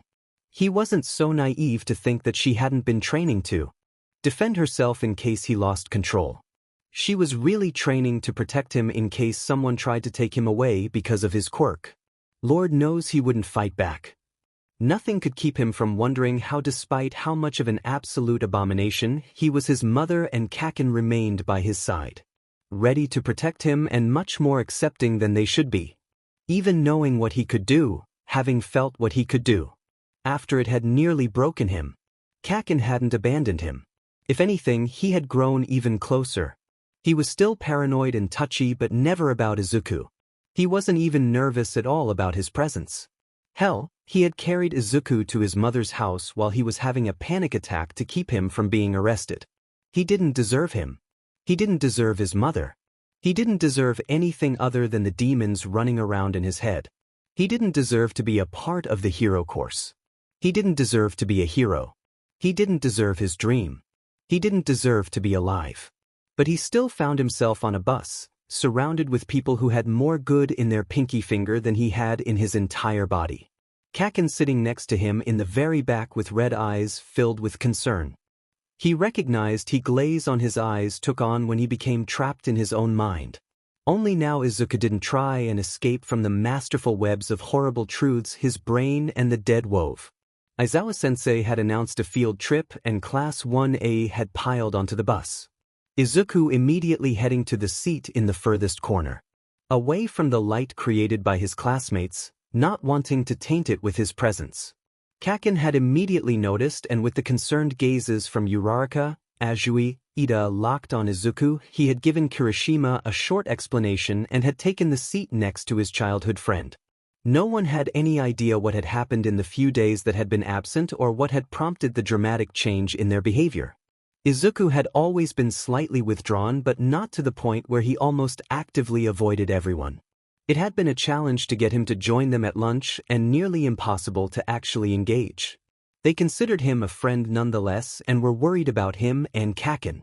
Izuku had said nothing when his best friend had taken a seat next to him, content to wait for him to leave and rejoin the rest of the angels. His eyes stared unseeing at the scenery that passed as the dead screamed into his mind with unkind honesty that he found himself agreeing with. Kaken only watched him, not knowing what to do to try and comfort his friend. He was just as broken as him from the experience but was taking it better than Izuku. Izuku didn't doubt that he would be back to his normal self soon enough. For which he was grateful. If Kaken didn't make a full recovery, he wouldn't be able to live with himself. Hell, he was barely able to live with himself now. After a few minutes of Kaken's silent stares, he did something that Izuku did not expect. He slapped him. Immediately snapping out of his hazy state, he glared at Kaken with outrage and confusion written clearly on his melancholy features. Most people would have flinched at the weight his eyes carried, but Kaken's irises were just as shrouded and fractured as his. "What the hell?" Izuku exclaimed, drawing the attention of the other student who was theorizing about what had happened to Bakugo and Midoriya. Kaken dropped his voice until he was whispering with enough conviction that Izuku was almost compelled to believe him. "You need to snap out of it. You did it to save my butt? If that isn't the most heroic thing, then I don't know what the F you want. People are going to die when we are heroes. In situations like that, would you rather it be that slime motherfucker or my weak butt?" The dead screeched in outrage and Izuku blinked before looking down. "I tortured him, Kaken. I broke him apart bit by bit and enjoyed it." Kaken opened his mouth to rebuke his claim, but he was cut off by Izuku's voice shaking with fury. "He wasn't even the first one either. I told you about how I practiced how to use it. How I can kill with barely a thought. If that isn't villainous, then what is?" Kaken's growl and anger were as potent as Izuku's when he replied, "You practiced so you wouldn't lose control and end up killing an entire population. There was no other way to could learn how to use it and keep it under control. So what you can kill with half a thought. Look at me. I can blow off someone's head if I'm not careful. Look around you. We all have dangerous quirks that can kill someone if we aren't careful. It's your fault that yours is a hell of a lot more straightforward." Izuku opened his mouth, but Kaken cut him off. "Don't say word, Dikairu. I am not done, you idiotic motherfucker. What matters here is that we are all using out quirks to be heroes. If you went and became a villain, then we would have a problem, but you aren't. You are here to be a motherfucking hero, and that so-called villainous quirk saved my life." For once the dead were silent. They never outright lied, more played into fears with horrible truths that Izuku either didn't want to hear or didn't want to know. It made their words hurt more, knowing what they said wasn't wrong. Their silence meant that they couldn't find any way to twist the truth of Kaken's words. Since it was a statement about the present, they could morph possible futures into post-tense words. It reassured him more than he cared to admit, even if he himself didn't believe it. He didn't reply and turned back to the window. Just because the dead couldn't find flaws in the reasoning didn't mean that he couldn't become that in the future. For all he knew, he was already on that path. It was true when they said that you wouldn't recognize you had passed the line of good and evil until it was in the mirror. If he passed that line, he could rain terror on the world the likes of which had never been seen. The Seraphs would be nothing compared to the power a single Izuku Midoriya held. He knew that he could be worse than an entire infamous villain group and could bathe the world in darkness if he played his cards right. He hated that the dead had seared that poisonous and unwanted truth into his head. Kaken didn't move to leave and only sat, resigned to Izuku's silence, and let his presence make a bigger statement than any words. No one had heard the whispered argument. Well, no one other than one Shoto Todoroki, who had been sitting alone in the seat in front of them and was now very well aware that Izuku Midoriya was perhaps more dangerous than anyone he had ever known. Katsuki was more than worried about his best friend. So was everyone else on the bus, but those FNG extras didn't have the slightest idea of what was happening, so they didn't FNG matter. Katsuki had been the biggest part of this and had been suffering from it as well, but not nearly as much as Deku. He had mostly either forgotten or repressed the memories and feelings about what had happened that afternoon. He was still on near constant vigil and wouldn't let himself relax in case those FNG feelings somehow returned. He knew it was FING irrational and insane, and he hated every minute of it, but they had somehow become stupid, idiotic, dumbass reflexes that no matter what he did, could not be stopped. Deku had been forcing himself to relive the whole shitty experience, and even if he denied it, Katsuki knew the truth. He wasn't letting himself forget so he could heal. The absolute idiot nerd hated himself so much about it that he felt like he deserved to deal with it and was basically torturing himself over it. He knew that those shitty motherfucking corpse voices were not helping the situation. He wanted to blast those assholes into oblivion, but being that he couldn't even see those cowardly beaches, he could only try to combat the absolute bullshittery of their words. Deku needed to wake the F up and realize that he was a FING good person with a quirk he used for good, and that he was so much better than he thought he was. Katsuki wanted to scream it at Deku's dense as hell nerd brain until he believed it too. He knew that everyone on the FING bus would agree with him, even the FING perverted Great Beach, that he wanted to blast the face-off 24/even FNG half and half, who was just a high-grade a-hole who thought he was better than everyone else, would agree. All of the FING extras in his and Deku's life would agree with him. And the FING moron refused to believe it. He eyed the shitty nerd as he stood at the back of the group and watched No. 13 with dull eyes as they explained that they would be doing rescue training for different types of natural disasters. The rest of the group had laughed when they had called it the Unforeseen Simulation Joint, or USJ. At one point in his life, Deku might have laughed too, and fanboyed over meeting No. 13 and been bouncing with excitement that he was training to be a hero. But this Deku did nothing but blink at how impressive the stadium was. Even Katsuki had to admit that it was impressive, with the different parts accurately imitating various natural disasters. It enraged him that the FNG nerd wasn't as excited about this as that brown-haired extra with a gravity quirk and a mean streak a mile long that had been working to befriending Deku since he got to this FNG school. He was also sad at himself for not being FNG strong enough to fight off that FNG slime motherfucker and made all of this bullshit happen. He watched Deku while also doing his involuntary scan of everything that could go wrong in the place, and there was a lot that could go wrong. This place was brimming with potential threats, so his body was naturally more tense than a coiled spring. Their teacher went to talk with No. 13, and he heard something about how All Might was supposed to be here, and heard Aizawa sigh and say that he was the picture of irresponsibly, and he felt complied to agree. From what he had seen of the man's teaching practices, he wasn't overly confident. He was pulled back from his observations by No. 13 asking for their attention.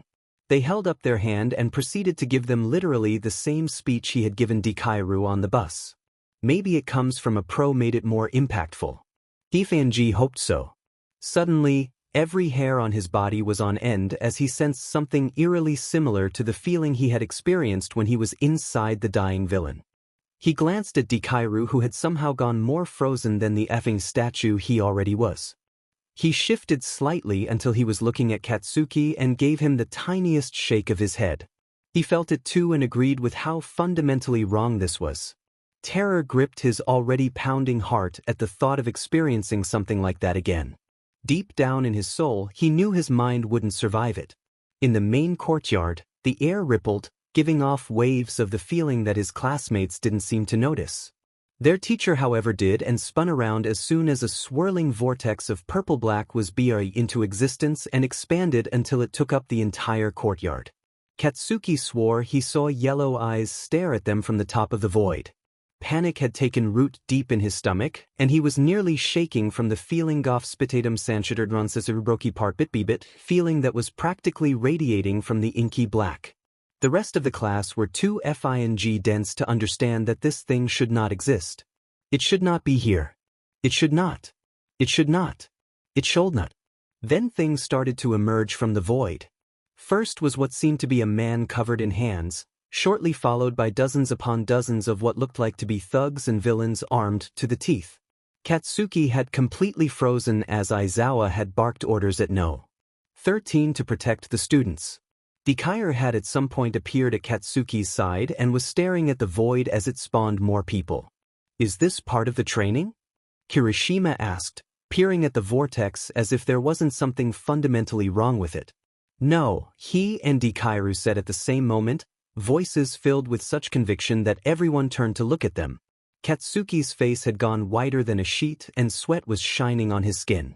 Izuku's eyes were narrowed with an emotion that couldn't quite be described, mouth set in a grim line. Several flinched at their eyes. Both of their gazes were filled with the knowledge of something neither should know. They were so entrapped at the mysteries that lied in the eyes of their classmates that no one noticed Aizawa strap on his glasses and move to attack the villains until Deku stopped him with his words, "Don't. You won't survive to see the end of that battle." Aizawa didn't flinch or give him any response other than, "Those are villains." The rest of the class were apparently so stupid that they didn't already know that and all immediately understood the gravity of the situation with a round of gasps. "And I am a pro hero. It's my job to defend you against villains. If I die, so be it." Over his erratic heartbeat and short breaths, Katsuki's respect for Aizawa grew. In the courtyard, he heard the hand villain say something about All Might. How he was supposed to be here and that they were planning on killing him. He felt his blood run cold when he proclaimed that maybe killing a few of them would bring him out. Without another word, Aizawa leaped into action despite Deku's warning, and after spending so long listening to the nerd ramble about heroes, Katsuki knew he was right. Eraserhead wasn't as close-range hero. He was a stealth hero, winning his battles by erasing villains' quirks and then capturing them with his support weapon. He wasn't cut out for a group this large. And then his classmates started talking rationally and Katsuki shoved the impending panic attack about the feeling into a tiny box. He needed to have a rational mind and couldn't be distracted by stupid FANG feelings of destruction from a traumatic event. "One of the villains must have a quirk that's blocking our communications," a girl with a ponytail said. "It must be keeping their presence hidden. They must have chosen this place because it's isolated at this time because a class was being taught to gain entrance into the school. They obviously have a plan and their main objective is to kill All Might. To destroy the symbol of peace and disrupt Japan." Deku added, the battle having snapped him out of whatever idiotic stupor he had been stumbling around in for the past few days. "Kaminari, try using your quirk to alert the school."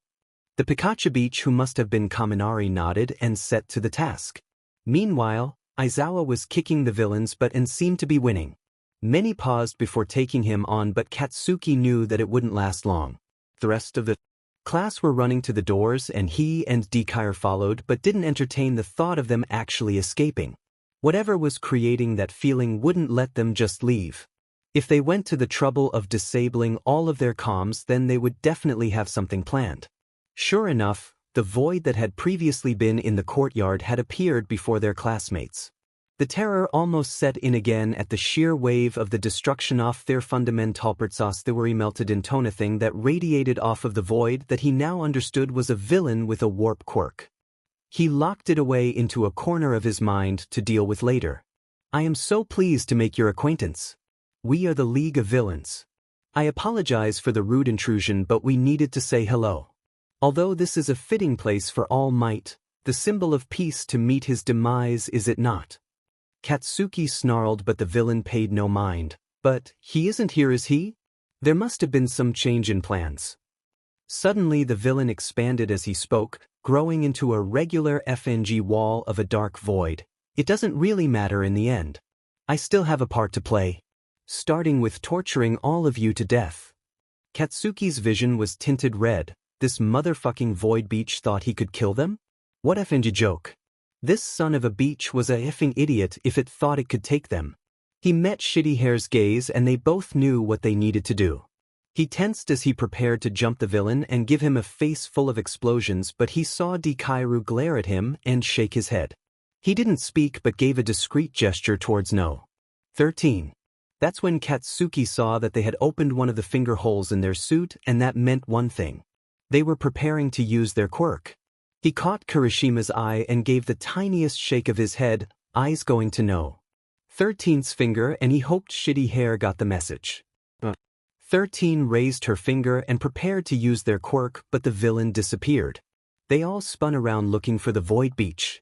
Had the FING coward really jumped ship and left? But then he felt the wrongness appear behind him, and before he could attack he was falling. Falling through the void on the floor. Falling into the shattering gata feverithing and theta composition off of eri part. Izuku was in the water. He opened his eyes and began swimming towards the surface, mind racing. Aizawa-sensei won't be able to stay alive for very long. I have to help him. What happened? 13 was going to attack the villain, but it must have warped us into different zones. Where's Kaken? He can handle himself, but because of me, he isn't the most mentally stable. Suddenly he was ripped from his train of thought by a fish villain swimming straight towards him with rows of teeth prepared to tear him apart. He hated that his first thought was to kill him. Do it. It's a villain. He deserves it. The dead's voices echoed his subconscious, and he tried his best to dismiss their voices. He moved to summon a corpse, but he had never used them underwater, so he wasn't sure how well they would work. There was a very good chance that they would be near ineffective, water bloating their rotting flesh. If he wished to live, it would probably come down to him killing the villain or the villain killing him. Did he really want to live, though? Either luckily or unfortunately, he was saved the indecision by Azui barreling towards the villain and kicking him right in the snout, blasting him towards the bottom of the pool. She wrapped her tongue around his waist and pulled him towards the surface before lowering him onto the boat in the shipwreck zone. To the dead's hissing hatred, he was shortly joined by Mineta, who was not set down nearly as gently as, so he assumed he said something inappropriate to invoke Azui's annoyance. Within moments Azui was climbing from the water on the side of the ship. "Thank you, Azui," he said, pulling her up the final stretch. He wasn't naive enough to say that she had saved his life. He would have survived, but the villain wouldn't have. Reflexes would have probably kicked in, whether by the dead taking control or his own training. Although he didn't want to take another life ever again. "Call me Tsu," Tsu said, popping up from the side of the ship. "This isn't good." Izuku shook his head. "No, it really isn't. According to that villain, All Might was supposed to be here today." Tsu croaked. "They must have gotten our schedule when those reporters broke into the school, Karo." Izuku looked at her in confusion. "What?" Tsu waved a hand. "You weren't here. Some reporters somehow got into the school." She paused. "Well, I guess we know how they did now." She was handling the situation remarkably well, and he applauded her on her level head. It's not like they actually thought they could take on All Might. Once he gets here, it's all over. Mineta exclaimed, looking for any small glimmer of hope. Izuku was ready to throw him into the water for multiple reasons. Why not just kill him now? He ignored the voices and stared at Mineta. "Well, he isn't here right now, and he had no way of knowing that we are in danger, so we are just going to assume that he isn't going to show up." Mineta immediately sobered, and Tsu croaked sadly before adding, "Plus, if they are coordinated enough for this attack, then they might actually have a way to kill All Might." Izuku nodded, and Mineta's eyes filled with tears as he began to whimper as he looked between Tsu and Izuku, and after finding no remorse or pity in either of their eyes, proceeded to panic. This was not helped by the villains in the water having risen to the surface and rushing the ship from all sides. Izuku dismissed Mineta's blubbering fear. They had no time for it, and looked at the only valuable person on the ship. "We need to get out of here. Alert the school. I wasn't kidding when I said Aizawa-sensei wouldn't live till the end of the battle." Tsu croaked. "We have to help him. But we have to get over to him first." "How are we going to do that?" Izuku had been thinking about something off with Tsu's placement with the warp.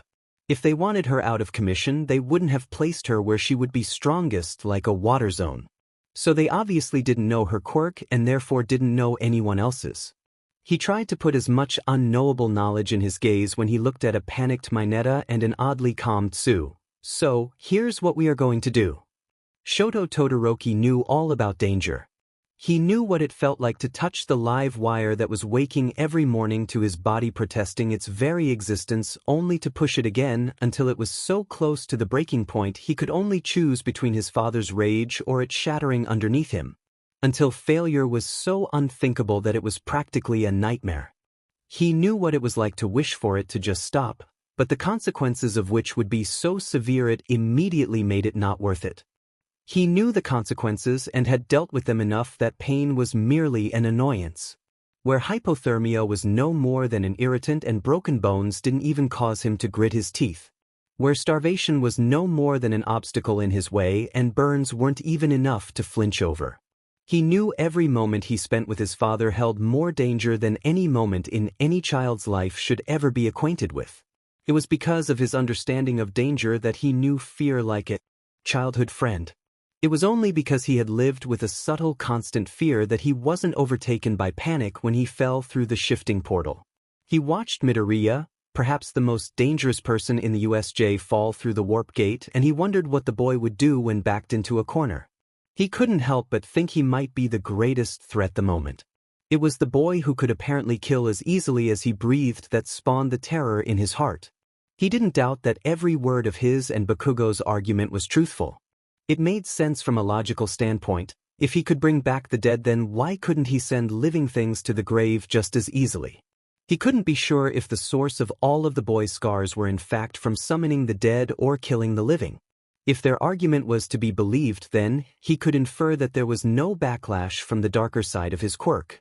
If there was indeed no limiter, then nothing could stop Midoriya from eradicating the villains, and if he wasn't careful, everyone else in the vicinity. Now it was only a matter if he would fold and use it. If his behavior was because of whatever incident had caused the radical change in both him and Bakugo, he hated using it, and even all of these days later was still choking on guilt and regret. He knew all too well what it felt like to refuse to use a part of your power. Even now he could feel his father's power struggling to escape from his self-imposed shackles.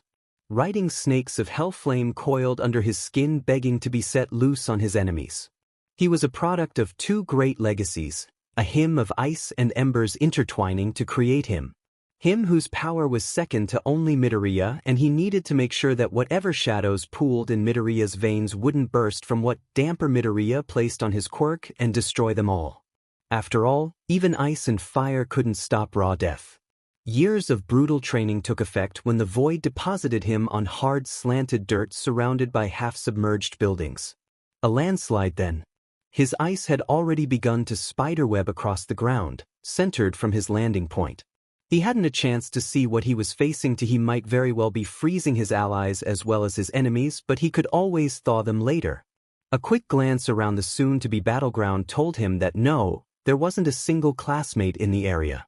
Good, he wouldn't have to be careful about mediating the harsh winds of his ice.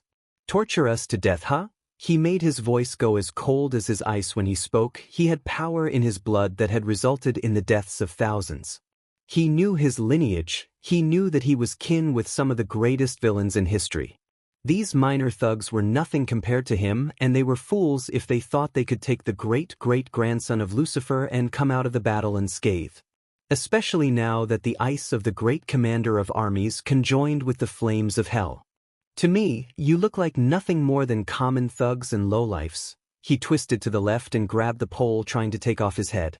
He commands frost to run down its surface, and it soon explodes outward, trapping the villain in a block of solid ice. He sent a wave of Arctic ice behind him, not caring how many villains it took out. They were nothing compared to the sheer power at his fingertips, and he had much more pressing things to worry about other than some mediocre at best blackguards. You can't even take a single student and you think you can kill All Might? He broke off the spear of the villain. It's truly pitiful. He knew that his classmates took many things for granted, as a day spent with friends, a simple game of tag in a courtyard, sleeping in on weekends.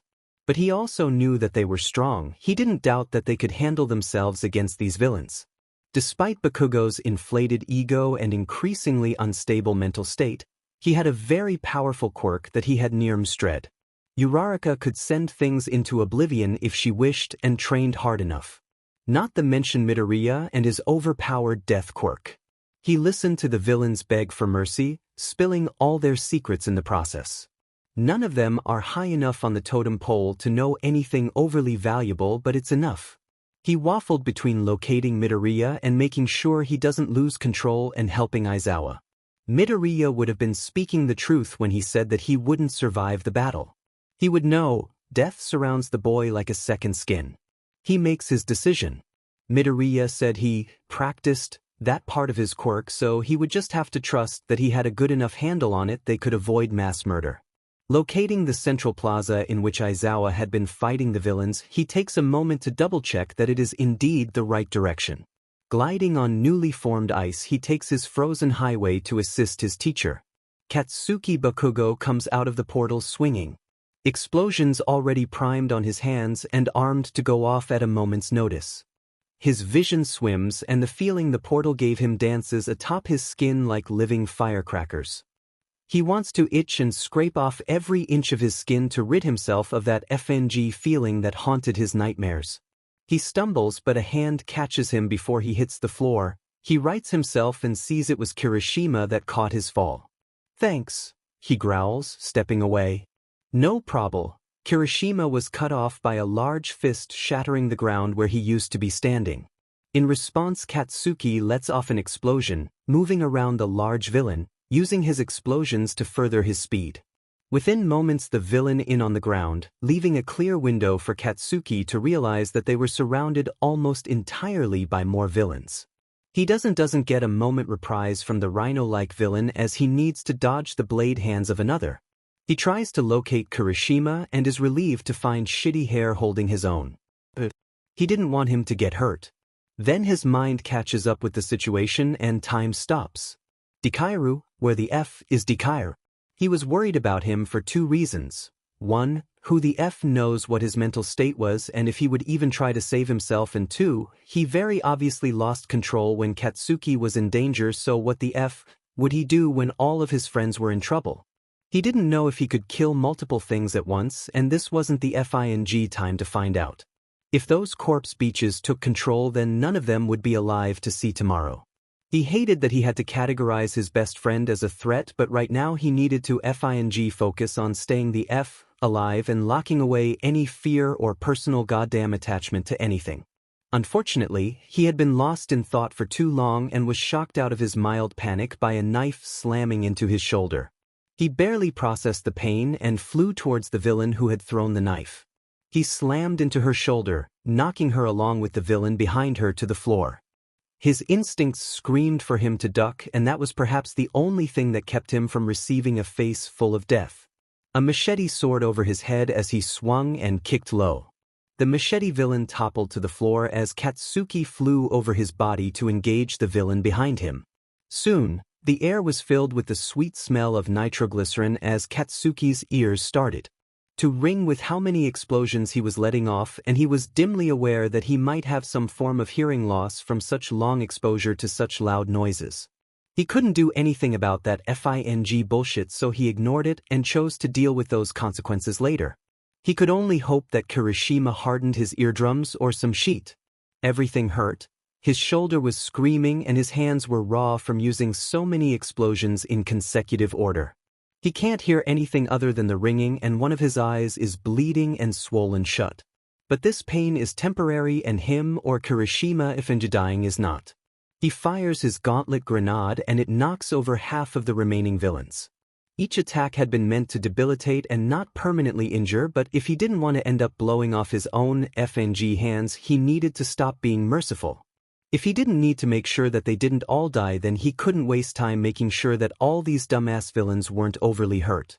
He quickly followed his grenade's blast by a massive explosion from his hands that set them tingling and hard to move, but it did its job and there were only a few villains left standing, looking nervous and slowly backing away from the boy whose eyes shone with unbridled fury and weight of death.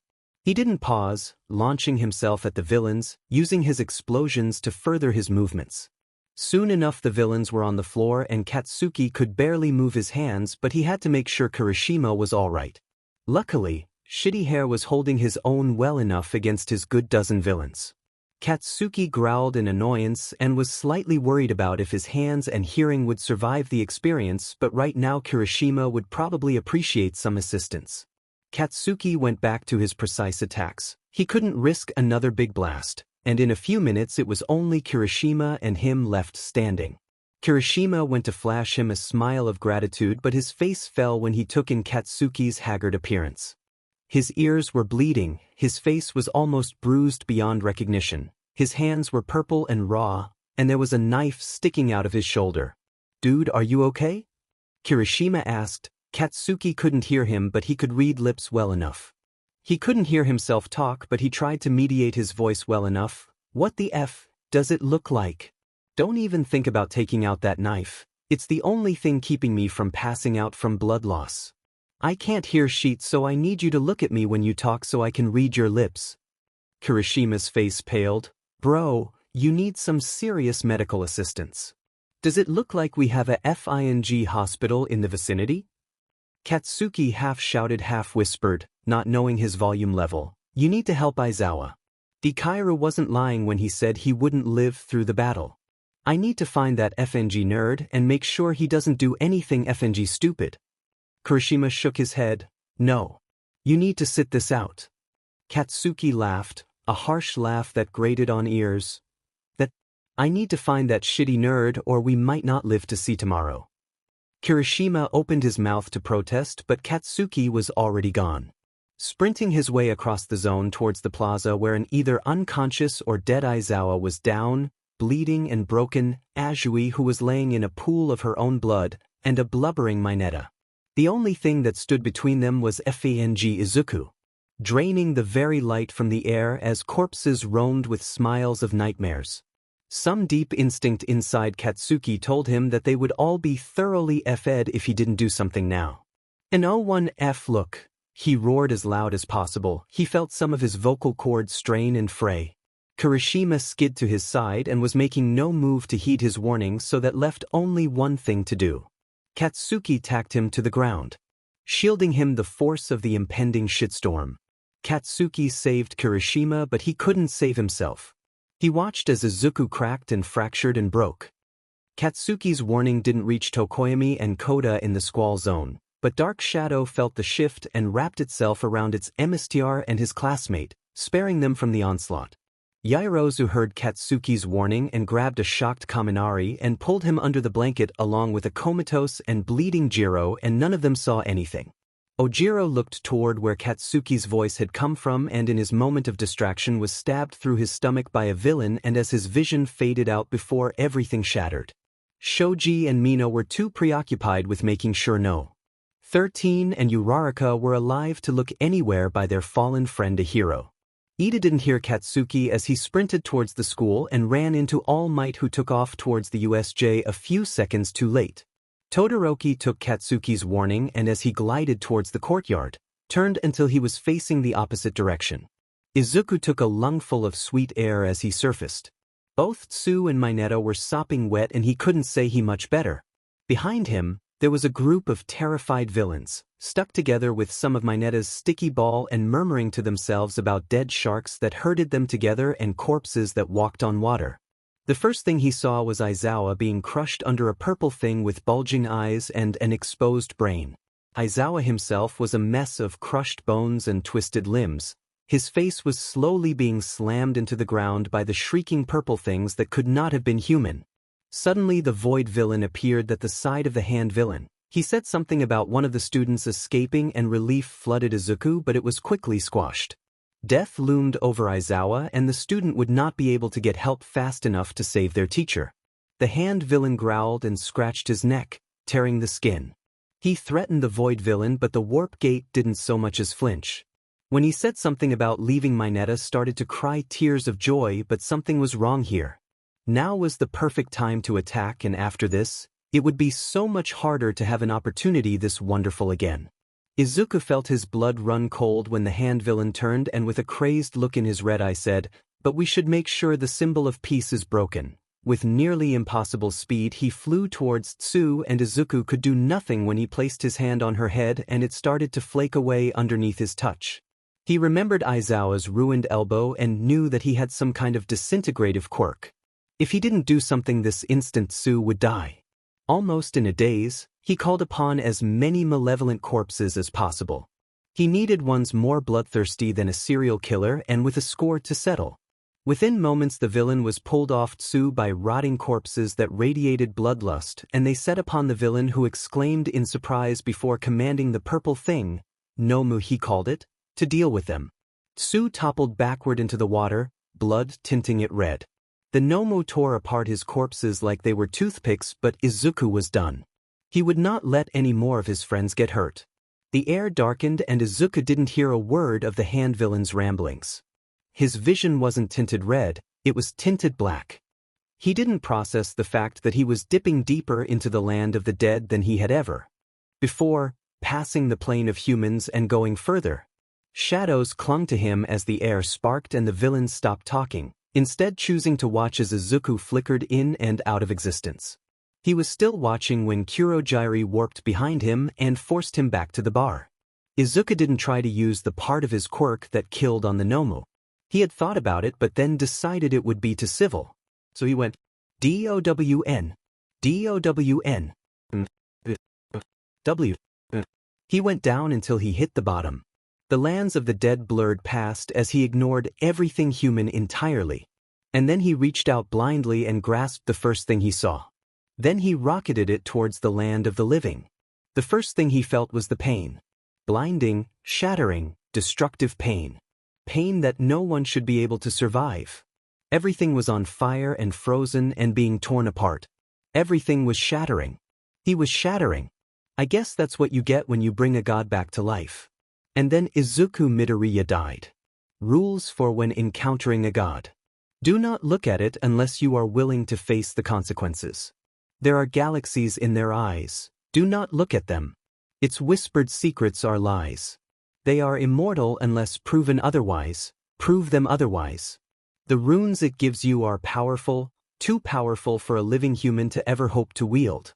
If you challenge them to a battle and win, congratulations, you are now a god. Remember rule number 1. Deals are made to be broken. Never speak their tongue, the spiders only lie. Protection is optional but necessary if you want to stay alive. You are only as powerful as you think you are. They can be prey just as easily as you. From the journal of a long-dead immortal. They felt the reverberations across star systems and alternate realities. The entire world seemed to hold its breath as a young hero in training fell by his own quirk and his final act was carried out.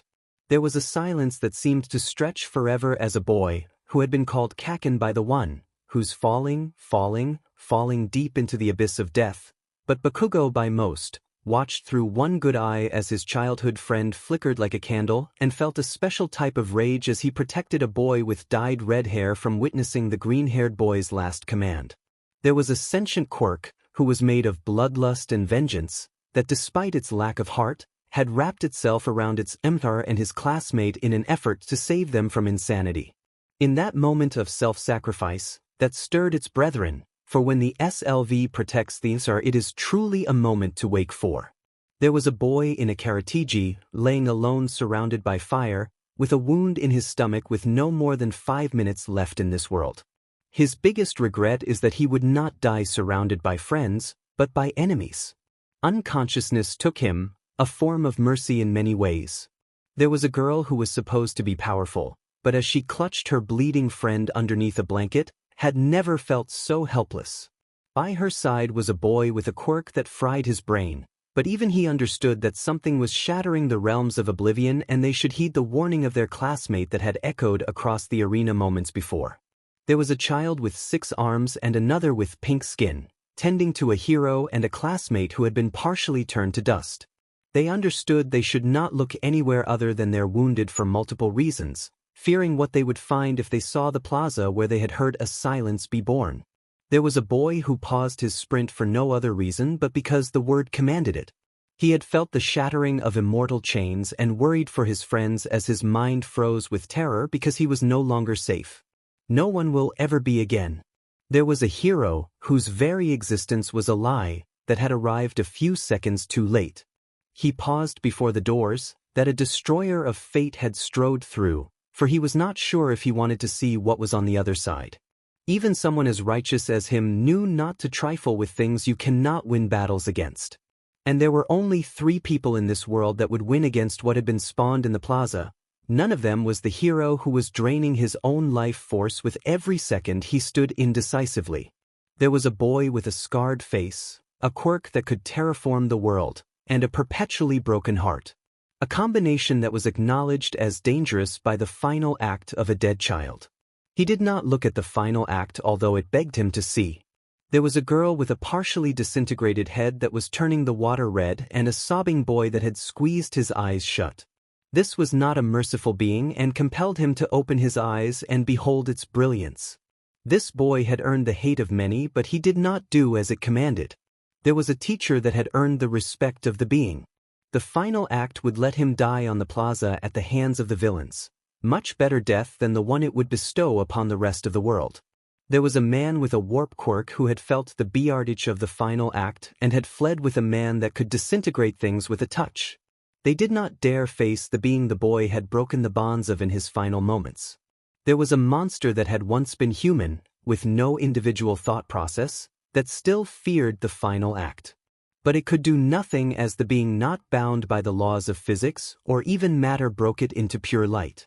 There was a principal who had not felt fear in years, who had been sipping tea in his office, when his fight or flight responses activated and he felt the final act be brought into their world. There was a school that trained heroes that had collectively frozen as the silence of creation was heard by all ears. There was a country having a perfectly normal day when everything stopped as they tried to process what had happened to their world. There was a planet with half the population asleep that had all woken as the harbinger of their destruction was brought back to life. There was a galaxy that patiently waited for its death. It was still young, but it recognized when it was time for its doom. There was a god made of pure stardust and the gravity of moons. A silhouette of the blinding light of pure plasma. Of dreams mixed with nightmares with horns of the ashes of forgotten wishes. It was looking everywhere and nowhere with eyes obscured by the very fabric of the world. As genderless as a planet but far more powerful. It had been woken from its eternal slumber and prepared to burn the cosmos with less than a thought. It was not like the childish intimidations that wore the name God in mythology. This was something more. There was a boy who could not destroy stars like his final act but could destroy the ones who could. He could bring back the conquerors of realms to do his bidding and throw them away on a whim. Death ultimately met everyone in the end. The great equalizer of us all. But if you could control it, then you were more powerful than any god. Katsuki Bakugo awoke in a hospital bed with a bandaged shoulder and hands covered in gauze. His hearing was distorted and the vision in his left eye was blurry. There were severe burns running along his side from when the more than a god was be and sent a ripple of such oppressive heat it curdled flesh. None of these are his concern at the moment. He did not process any of the pain or worry if he would suffer permanent hearing damage. He did not wonder if he destroyed his hands beyond repair or if he'll ever be able to use his quirk again. Scarring from the burns not even on his mind, not an issue he deems important. No, right now he is trying to pick up the fragments of his memory and piece them together to understand what had happened. It turned out to be a near impossible task. Half of his mind was buzzing like it had been electrified and the other was shrouded in a hazy fog so thick he couldn't even dip into it without the world slowing into a near snail pace. The timeline was non-existent, coated entirely in a burning light that hurt to even reflect on. Memories crystal clear, but what he saw in them made no sense. He understood everything up until he sprinted out of the collapse zone. From that point on everything grew in strangeness until it seemed more like a fever dream. Izuku facing off against the villains with corpses at his back giving bloody smiles and then Izuku falling as his eyes shone like endless green stars, endless pools of dark knowledge that Katsuki could see even from the distance.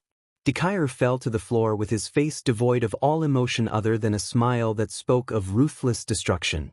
The scars that littered his face from using his quirk glimmered with malice that reminded Katsuki of dying stars and great beasts of shadow devouring their corpses. Every inch of Izuku's body gave one direct and clear message that made what he looked like with the slime villain seem angelic. It whispered of 1,000 dying words and the inescapable promise of death. Katsuki remembered feeling the shockwave of heat more intense than any flame when Izuku smiled for the final time. It was the heat stolen from the hearts of long-dead beasts made of dripping shadows with eyes lashed by fury and rage. Only now did Katsuki realize that wave of heat had not been from the more than a god. that had been from Izuku as he tore it from those dead beasts of liquid shadows like he had torn weapons and knowledge from human corpses. Only now did Katsuki dare to prod the memories after that ripple of heat. It hurt his mind to remember and he felt it buckle under the weight, but he needed to know. Pain so complete and burning engulfed his left side. F-F-F-. He grits his teeth but did not look away from the scene that was unfolding before his very eyes. Some primal instinct told him that this would shape the world, and he had the pleasure of watching history be made. Underneath him, Kirishima grunted as some of the heat leaked through the living shield that was Bakugo. He saw Izuku flicker. Like a faulty machine he flickered in and out of existence. Being mist one moment and human the next. Keeping that same expression of complete and total ruin plastered on his usually soft features. Katsuki never saw that twisted smirk falter even a moment. Even when Izuku took his final breath and Katsuki felt him fall to the floor. He waited to hear his mind's screaming grief at the death of his childhood friend. But it never came. Instead, there was rage. An endless well of white-hot fury and need for righteous redemption. Bakugo was always angry. It was part of his central core of existence. He thought he had felt every shade of anger and could identify every color of fury, but this was new. It was a melancholy furor that was like a beating creature underneath his skin. It begged to be set loose and bemoaned that it never would. Because from Izuku's corpse grew a humanoid figure larger than the galaxy. It could not be described by mortal words, and Katsuki's mind strained to even comprehend it. He prayed that no one else was seeing it, because it could not be described as a human, animal, or even creature, because Katsuki doubted that their sanity would survive. How his mind did not fold he did not know. Maybe knowing the feeling of molecules being dissected and touching the contained explosions of atoms splitting kept him alive. Maybe the experience did not weaken his mind, maybe it made it stronger. He watched as it surveyed the area, he felt the gaze of too many eyes fall on him, and he felt its thoughts. It was going to destroy this planet, the galaxy along with it. He heard whispers of some ancient tongue and felt runes being traced into his mind with clawed appendages too crooked to be called fingers. While every rational part begged him to cower in fear, he did not back down. He started at the being with unflinching eyes that tried to take all that it was. Equivalent to a god in many ways, but somehow more. Some whisper of truth leaked into his ears as it spoke to him with a voice like burning autumn leaves and crushed worlds. It told him it was a true god. Not like those weaklings that stole our name. From that point everything became hazy. The story diverged into multiple memories of the same event with different elements. It was like double vision but with different versions of what happened layered atop each other with slight deviations that all caused radical changes in the final outcome. None of them helped him understand how the world was still spinning and how he was somewhat patched up in a hospital bed. He doubted that any of the memories of what happened from that point were actually true. He took it as his mind's way of coping with whatever actually went down. Instinct told him not to try and push past those natural barriers. He would not be able to survive what lay beyond. That's when everything caught up with him. He was in the hospital. Alone. He had no FING clue what happened to Shitty Hair or any of the other extras. Last time he checked, the Frog Beach was severely injured, laying in a pool of her own blood and Dekairu's. But somewhere in the little space that True God had carved out of his mind, he heard it laugh and he knew Dekairu wasn't dead. He had felt him die, but he wasn't dead. At that moment the curtains surrounding him flew open and a squat woman with her hair in a bun shuffled to his side. Recovery girl. So he was in UA then. His eyes tracked her as she scanned a clipboard on his bedside table and checked the 4 drip that connected to his arm. She looked solemn, her mouth pressed in a thin line as she raked her eyes up and down Katsuki's body. Having enough of her silent examination, he spoke. Well, how badly am I fed up? His voice echoed in his head a bit and sounded muffled to his ears. Some form of hearing loss then. Recovery girl immediately froze and stared at Katsuki with wide eyes. In the corrupted corner, the True God seemed to have now occupied. Katsuki felt it laugh hard enough that stars were rocked from their places in the sky. Can you repeat that, please? Recovery girl inquired, slightly muted. I said, how badly did I F myself up?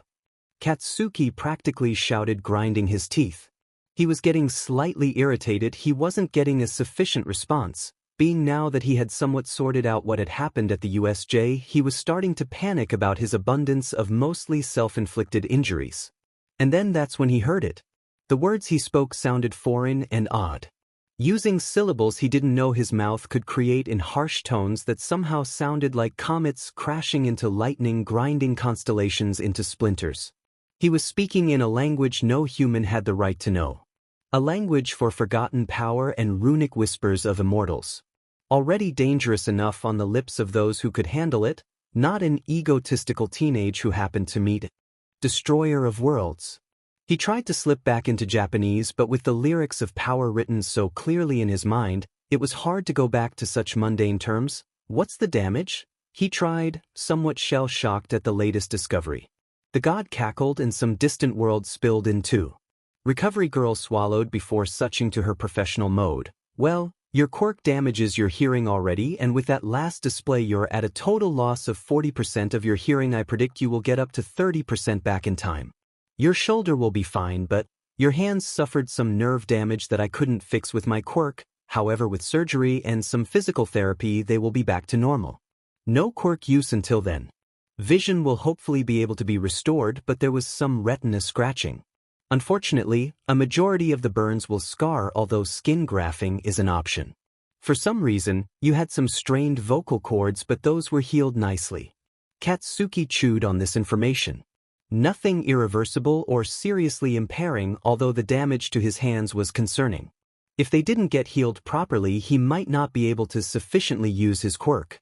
And shitty hair and Dekairu and the other extras? He ground out, almost fearing the answer. Recovery girl raised an eyebrow at the names but seemed to know who he was talking about. She hummed to herself before replying, I'm not sure I'm supposed to tell you this, but you would find out anyway. Kirishima is fine thanks to you. Minor burns that probably won't scar but otherwise unharmed. We have 2 students still in comas and 2 are hospitalized.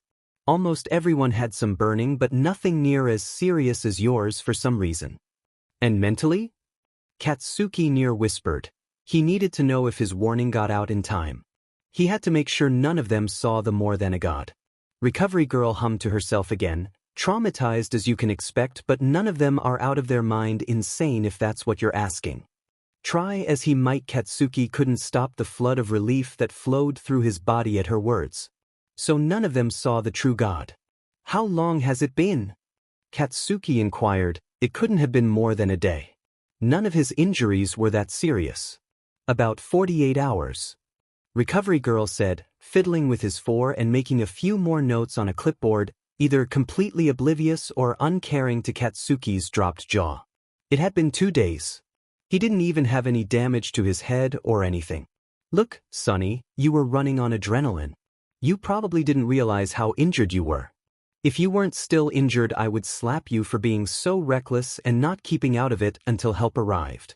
Recovery girl said, not looking up from her clipboard. While that was probably true, 2 days seemed a little extensive. Anyway, I'm keeping you here another day to make sure everything stays healing. Katsuki started to protest, but she cut him off with a sharp glare nearly as fierce as Inko's. In the meantime, you have a visitor that has already tried to break in here twice, and I promised him I'd tell him as soon as you were up. She shambled out of the curtained area, and only then did Katsuki realize that she hadn't answered his question about Dekairu. Not a minute later, the curtains were once again flung open much less gently as slightly bandaged Kirishima flew into Bakugo's space. Dude, I was so worried about you. Why the hell did you sacrifice yourself for me? Kirishima demanded, eyes tearing up as he started to pace by the side of the bed. Cool it, shitty hair. Most of these injuries were self-inflicted and you were a idiot and didn't do what I said when I told you not to look, and I sure the didn't know there was going to be a heat wave. Katsuki snarled, not sure how to deal with the slightly panicked Kirishima. Kirishima stopped pacing. Sorry about that, bro. Why didn't you want me to look anyway? Exhaustion was catching up with Bakugo and he didn't feel like beating around the bush, so he bluntly replied, you would have gone insane. Kirishima just stared at Katsuki and seeing his entirely serious expression decided to drop it. He had felt the creation just as much as the everyone else, and he wasn't sure he wanted to know what caused it. The main villains got away, but that purple guy was nowhere to be found along with most of the thugs we beat the CRP out of. Azui and Uraraka are both in comas, and Jiro and Ojiro were pretty badly hurt and are still hospitalized. All of us have some form of burn from that crazy heat blast, but none are nearly as bad as yours. Kirishima said nervously, deciding that filling Bakugo in on the current events being the safest course of action. School's been cancelled and UA is taking some pretty heavy fire about the whole thing from the media and the public. All of that lined up with what Recovery Girl had said, so Bakugo didn't question it. The Nomu had combusted into pure light, and the same could probably be said about the other lesser villains. It set Bakugo off that the main guys had escaped, but he had a feeling that this wouldn't be the last time they saw the BSTRDs. And when they showed up again, they better be prepared to die.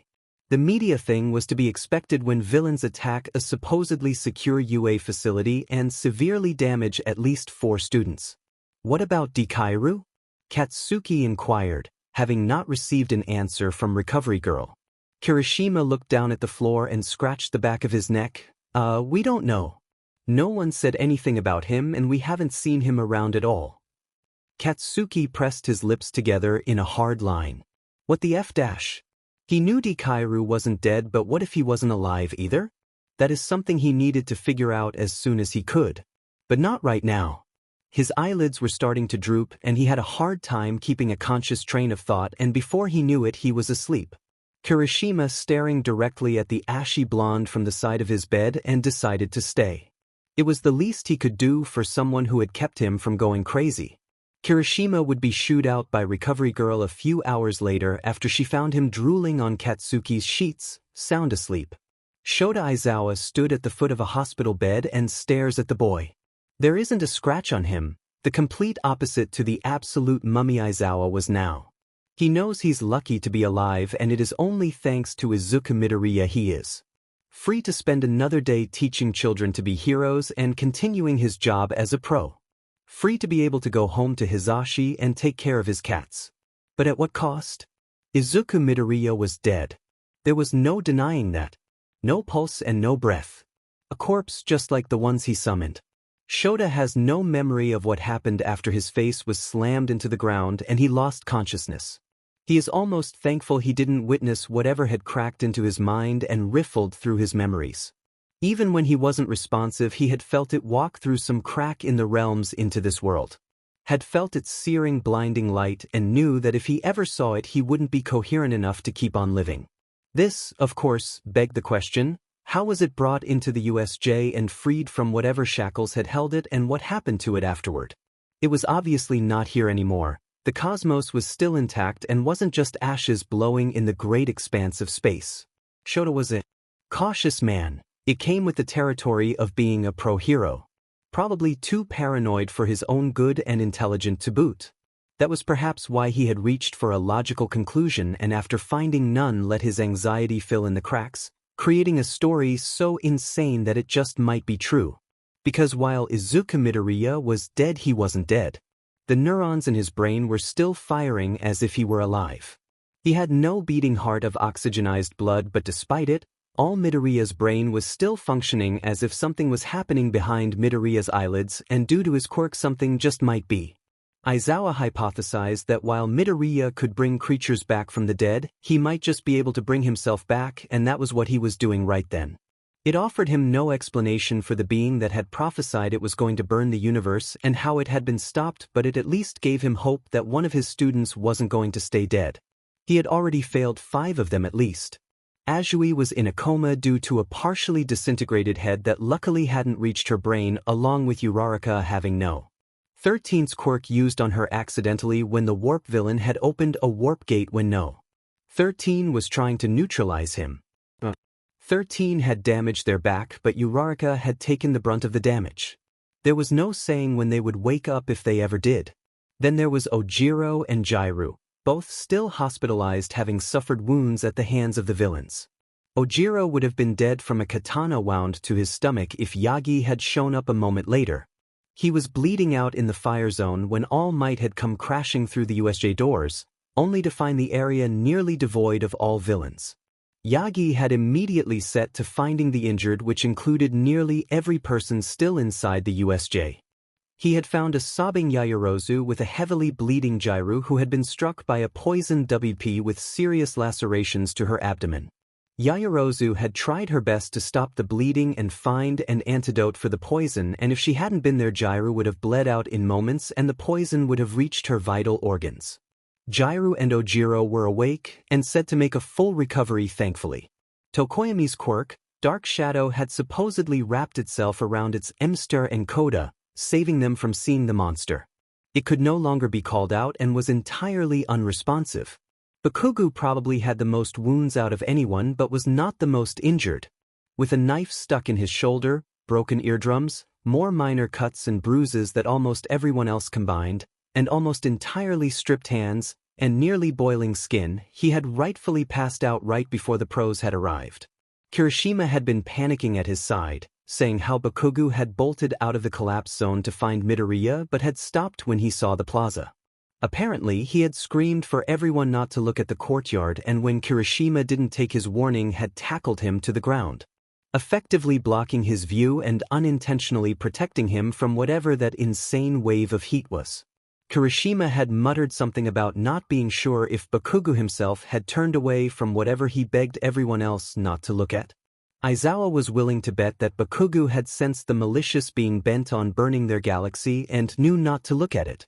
It couldn't be said if he had seen it, although being that he wasn't catatonic, he probably had taken his own advice. But Bakugo was stubborn enough to want to know what was ripping a hole in the world and hold it to a staring contest. He would have to ask him personally when he woke up. According to Netsu, the entire world had felt the monster awaken. Had felt it and collectively held their breath. Triggered by fear, the entire universe was silent for a few moments until it disappeared. The world wanted answers, and frankly, so did Aizawa. None of them knew what to tell the press, and it was iffy at best if the person who might know something actually did know something. Besides the reverberation of the creature's Biardich, there was also the fact that a supposedly secure UA facility had been attacked and every student was injured. Every student had some form of burn besides Midoriya. They ranged from the wicked nearly 6-degree burns on Bakugo that were somehow didn't melt his skin but seared his bones and were not going to do anything other than scar, which made no sense medically, to the first-degree scaldings on Kirishima, which were only so minor because of his quirk, and how Bakugo had literally taken the fire, which shouldn't be possible because heat isn't distributed that way. Even Aizawa had second-degree burns, but he had been a hell of a lot closer to whatever had caused it than Bakugo, but the teen had somehow gotten much worse. Frankly, the entire burn situation defied many laws of science, and they had zero explanations for it. Parents and media were getting antsy for explanations about what had happened to the villains who had seemingly vaporized, the injuries of the students, and whatever had caused the universe to pause. Netsu was trying to figure out a suitable explanation when they truly didn't have a clue, while juggling terrified parents and trying to keep the school running. Aizawa, along with Nemuri and a few other pros, were tasked with making sure none of the authorities tried to snoop into their business, while Netsu tried to clean this all up. Shota, per Netsu's discretion, was also assigned the duty of trying to figure out if what had happened to the villains and hopefully finding some of them so they could be questioned. Both the principal and him doubted that this would be the only attack, and being it was unsuccessful, another would soon follow. It was Shota's job to catch them before that happened. He didn't bother kidding himself into thinking that Netsu didn't have a greater plan in action, but frankly there was enough on his mind that he didn't have the mental capacity to try and figure out what the mammal was plotting. He trusted Netsu enough to know it was for the greater good, whatever it was. If anything, he was probably researching how there were so many things linked to the attack that defied the laws of science and basic human understanding. It baffled Aizawa as well, but the most prominent thing on his mind was that he had failed his students. He had failed every single one of them. Not a single one had been spared some form of injury, and it was quite a note when the least injured was dead in all technical terms. Aizawa rubbed his forehead, accepting his failings. In any other situation he would be halfway through his entire liquor cabinet, but right now he had a job to do, and that was tracking down the BSTRDS that had caused all of this. Suddenly his phone pinged and he dug into his pocket. He had to squint past the bandages to see read what the screen said. It took him a few tries with his bandaged fingers to open the text that Netsu had sent. He immediately stuffed the phone back into his pocket and hurried to Bakugo's room. Bakugo had apparently woken up and Chio had cleared him for questioning. He wasn't allowed to leave the room as he was still under examination but was in a stable enough state they could talk to him. A deep sense of curiosity stirred inside Shota. Maybe he would finally get some answers. Dread simultaneously began to coil in his stomach, an unwelcome accompaniment. Did he really want to know about a being that had made the entire world have a few moments of silence? That was, of course, granted Bakugo even knew anything. But better horrible truths than kind lies. The first thing Izuku realized was that it was silent. A peeling blessed silence that he just wanted to drift in forever. It was like soft peppermint on a warm day and sakura blossoms in winter. Heaven of glorious quiet, more complete than any time he had ever had his quirk erased.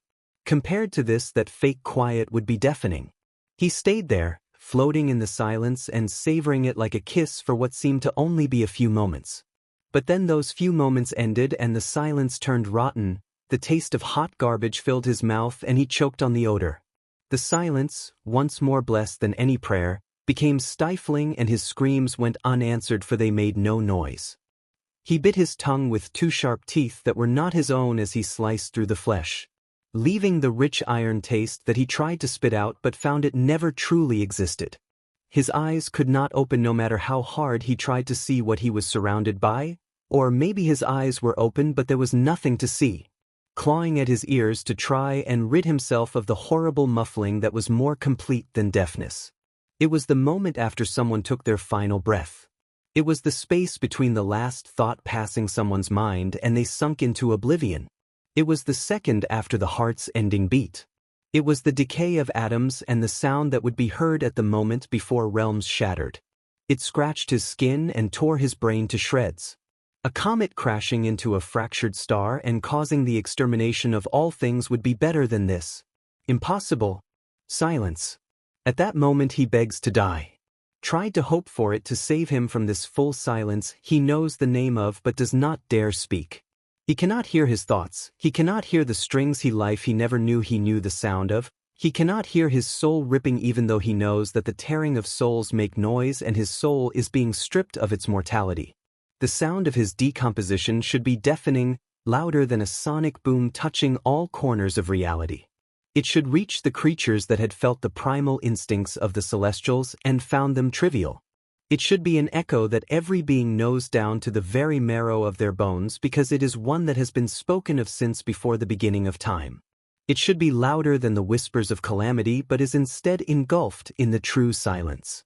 It was the whispers you almost heard and the shadows in the corners of your eyes, but those still made noise and Izuku prayed to whatever god to save him from the reticence, but none of them dared touch their murderer. So he suffered, for heroes do not exist here. Starbursts of fractured light dot the back of his vision like spiderweb cracks in reality. Colors that should not be visible to human eyes or even eyes at all run through those cracks in streaks defying all no sciences. Then he realizes he can hear again. He is out of the silence and is seeing colors that shouldn't exist. Well, they are colors in the way that Arctic ice is cold and the sun was warm. Understatements, but with no better word to describe the pigments than mundane colors. That is what they were reduced to, much to their distress. Izuku listens and savors every sound. The shifting of the strings of life that surround him, the whistle of the winds, the soft breaths that curl and embrace him like a lover. But the strings of life rustle and clack as if they were dead weight. The wind is whispering the dying words of dying hearts, and those are quiet screams, not gentle respiration. And that's when Izuku opens his green. Only green as in there is no way to describe the shade of secrets, eyes to behold the world around him. Except there is no world around him.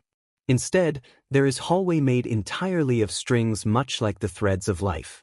Except these strings aren't the shimmering crystalline structures things hold onto so dearly. No, these are made of oozing darkness weighed down by sin and crushed dreams. In the center of it all is a woman, only a woman in the way a panther is a house cat, with knitting needles covered in the blood of stars. The needles move to the sound of decay and lullaby of endings. Izuku did not know what his mind had conjured. Was this some sort of nightmare? A hallucination? When the woman spoke, it was not with the tongue of man, nor was it the tongue of gods. It was the language woven into the very fabric of existence that caused a chain reaction to occur with every word, cracking the forgotten altars of time and unraveling some of the strings holding sanity aloft. CYCL Breaker. How wonderful for you to join us. What words should speak to a woman who holds fate in her hands? Where am I? Izuku spoke in the tongue of mortals. Pitiful. Foolish questions. Best not to waste breath of things you already know the answer to. She was not wrong. Izuku knew very well where he was. He visited often in his dreams. It was merely that he did not want to admit. You best call off your beast.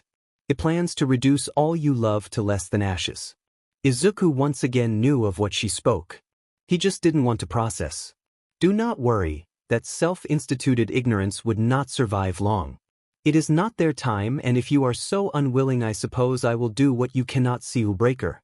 The woman blinked and all was as it should be. Weak beasts they are. Was that really the best you could summon? The woman knew it was not. So did Izuku, despite the lies he told himself. You truly are a weakling. Death will hopefully make you stronger. She knew it would. In time I have come to realize that hell is an abstract concept. From what I've seen, it is a paradise compared to the darker depths of the end. I have only been to the center once before, and it is not an experience I wish to repeat. I briefly touched it in my travels, and I care not to describe it. Hell compared to that is a solace, and it remains so for quite a while. The only landmark I can offer for when it turns into a haven rather than a well, hell is the Pond of Dreams.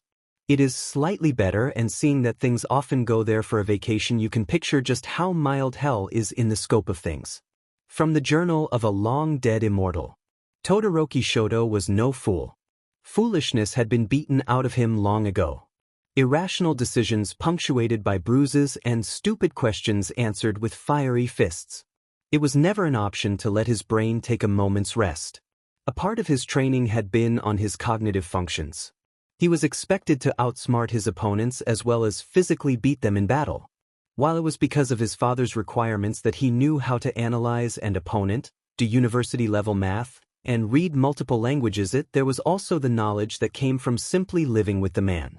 Because of his father, he also had an almost irrational level of forethought, the ability to read a room, diffuse situations, escape an escalating argument, lie smoother than any criminal, and understand the levels of rage and danger surrounding a person.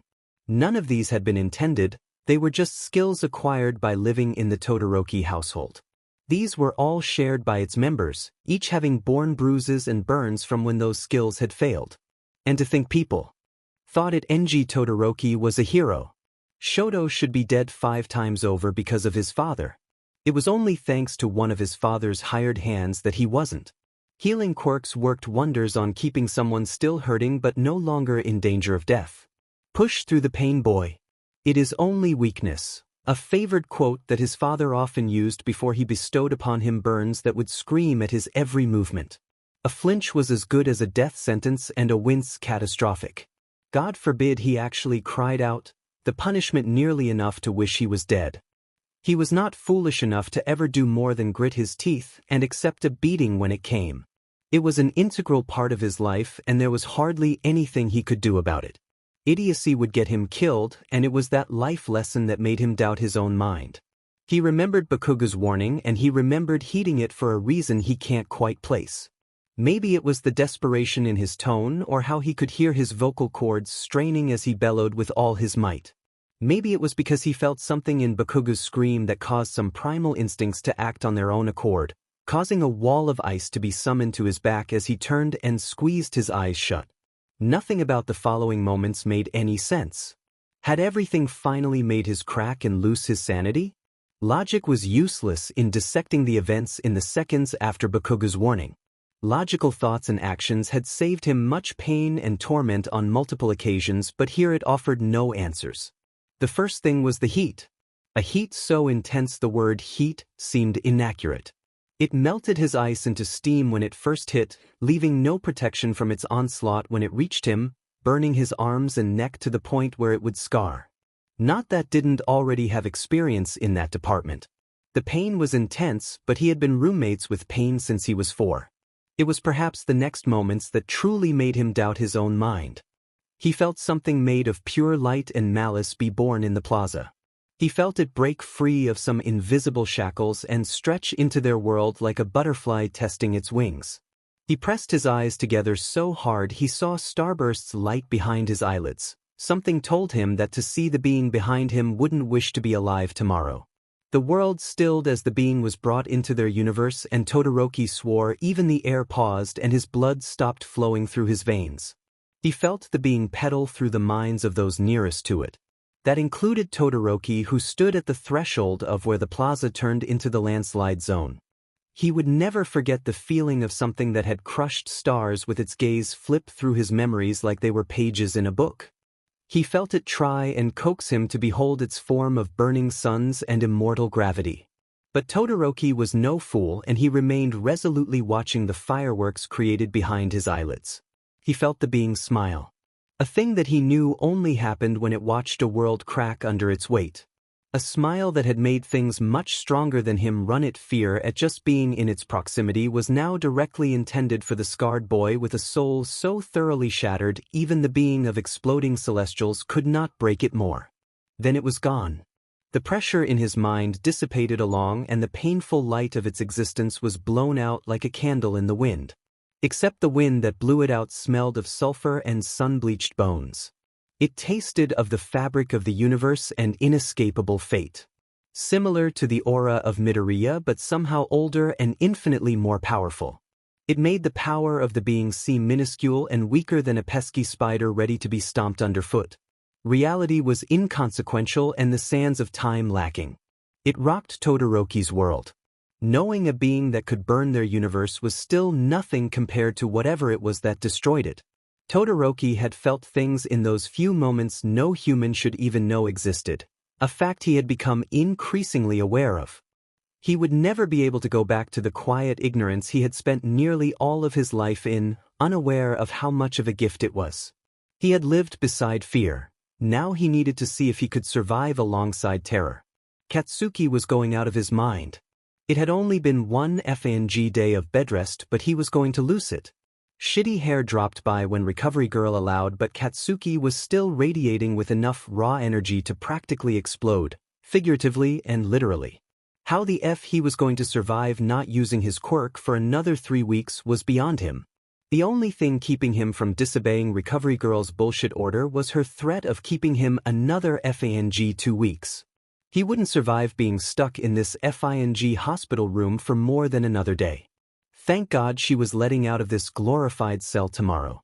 But right now he has to deal with nothing short of an interrogation by Aizawa and the rat bear fucker. To say he was slightly sad that they weren't offering him any information on Deku was an understatement, and if they thought he would talk to them without knowing, they were idiotic assholes to boot. Do you remember what happened at the USJ? Aizawa started, seemingly uncaring, but Katsuki wasn't an idiot and knew that they were desperate as shit. Let me stop you right there. Katsuki held up a hand, glaring daggers at the teachers. I want to know what happened to Deku. Aizawa opened his mouth, but Katsuki cut him off, not wanting to deal with their bullshit denials. I know something happened to him, all right. Don't try to FNG deny it. Is he dead or not? Aizawa looked like he was going to say something stupid and superior like, you don't get to boss us around, but Nedzu was not an idiot and beat him to it. Dead in all technicalities. Katsuki swallowed his grief. In all technicalities? Nedzu continued in a slightly too chipper tone. No pulse, but his mind is still racing. Any ideas? Leave it to the principal to realize that this was a good way to get information. Katsuki would amuse them. Well, shit. I can't give a definite answer, but he is probably trying to work his way out of the land of the dead. I didn't even know he could do that. He tried to not be worried about whatever the F was happening in there. In the very vague descriptions Deku had given Katsuki in unintentional ramblings when he disassociated after a particularly horrifying training session or nightmare, it made hell look like paradise. That realm had effed with Deku's mental health so much after a few seconds. If he was right about him making his was back through there, he had been there for days. Jesus Christ. His mental health was already effed after the slime villain. Would Dikairu even be alive after he got back? He ignored the god in his head that whispered the if he got back. Nedzu nodded. That is what we thought as well. Do you have any idea what happened at the USJ? Katsuki debated telling them the truth he had come to accept in his quarantine. Well, mostly accept. There was still some things he wasn't ready to know the full extent of.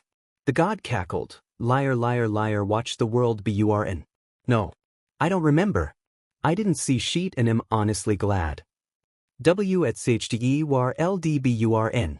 Katsuki blinked. He showed no signs that he heard the being in his head, speaking in tongues of long-dead languages that should have remained buried. You can hear me, little solider. It purred with enough softness that a moon fell out of the sky. No, he can't. It was something his mind conjured to help cope with the trauma, and it was not real. Sure, little soldier. Don't worry, you'll have a front row seat at the reckoning. Not real. Not FING real. Just PTSD or some sheet. Do you have any idea when Dikairu might get back? He wanted the little green bean F to be back ASAP. The longer he was stuck in the land of the dead, the less his chances of recovery. He isn't in the human deadlands. He's Outaraunthem. The god's punctuating growl was feral, and Katsuki felt some of his mind sear. In some distant realm it had started to rain fire. Katsuki wanted to demand answers from the thing that didn't exist. But he felt like replying would pass the point of no return. Aizawa shook his head. We thought you might. Katsuki glared at his homeroom teacher. Look, Dikairu doesn't make it a point if he die on a daily basis. I have no clue when he'll be back. If was omitted from his statement. Nedzu obviously realized that he wasn't getting anything more out of his student. He gestured to Aizawa, and with a bob of his head he said, Thank you for your help, Bakugo. We'll keep you updated. UFNG better. And with that, they exited the room and left Bakugo at the mercy of his wildly out-of-control thoughts. He reviewed what he had pieced together. Maybe this new information would make him realize something else. So basically, Dikairu had like a FING idiot gone and reached down and brought back something that shouldn't have been brought back. Like the true god. The implications of which meant that there was actual gods and other crazy bullshit. It was FING jarring to say the least. The pain of bringing back the true god must have been too great and had ended up killing the nerd. That wave of heat had been stolen by Dikairu in his final moments from some great demon. Torn from them like the weapons and knowledge he had stolen from the human corpses. Katsuki hadn't gone crazy by staring it down because of his proximity to the slime beach when he was ripped apart in a way that honestly shouldn't be possible. It seemed much too mundane an occurrence now to attribute his sanity to it entirely, but he drew a blank on what else had saved him. There was still the question of how the true god was killed again.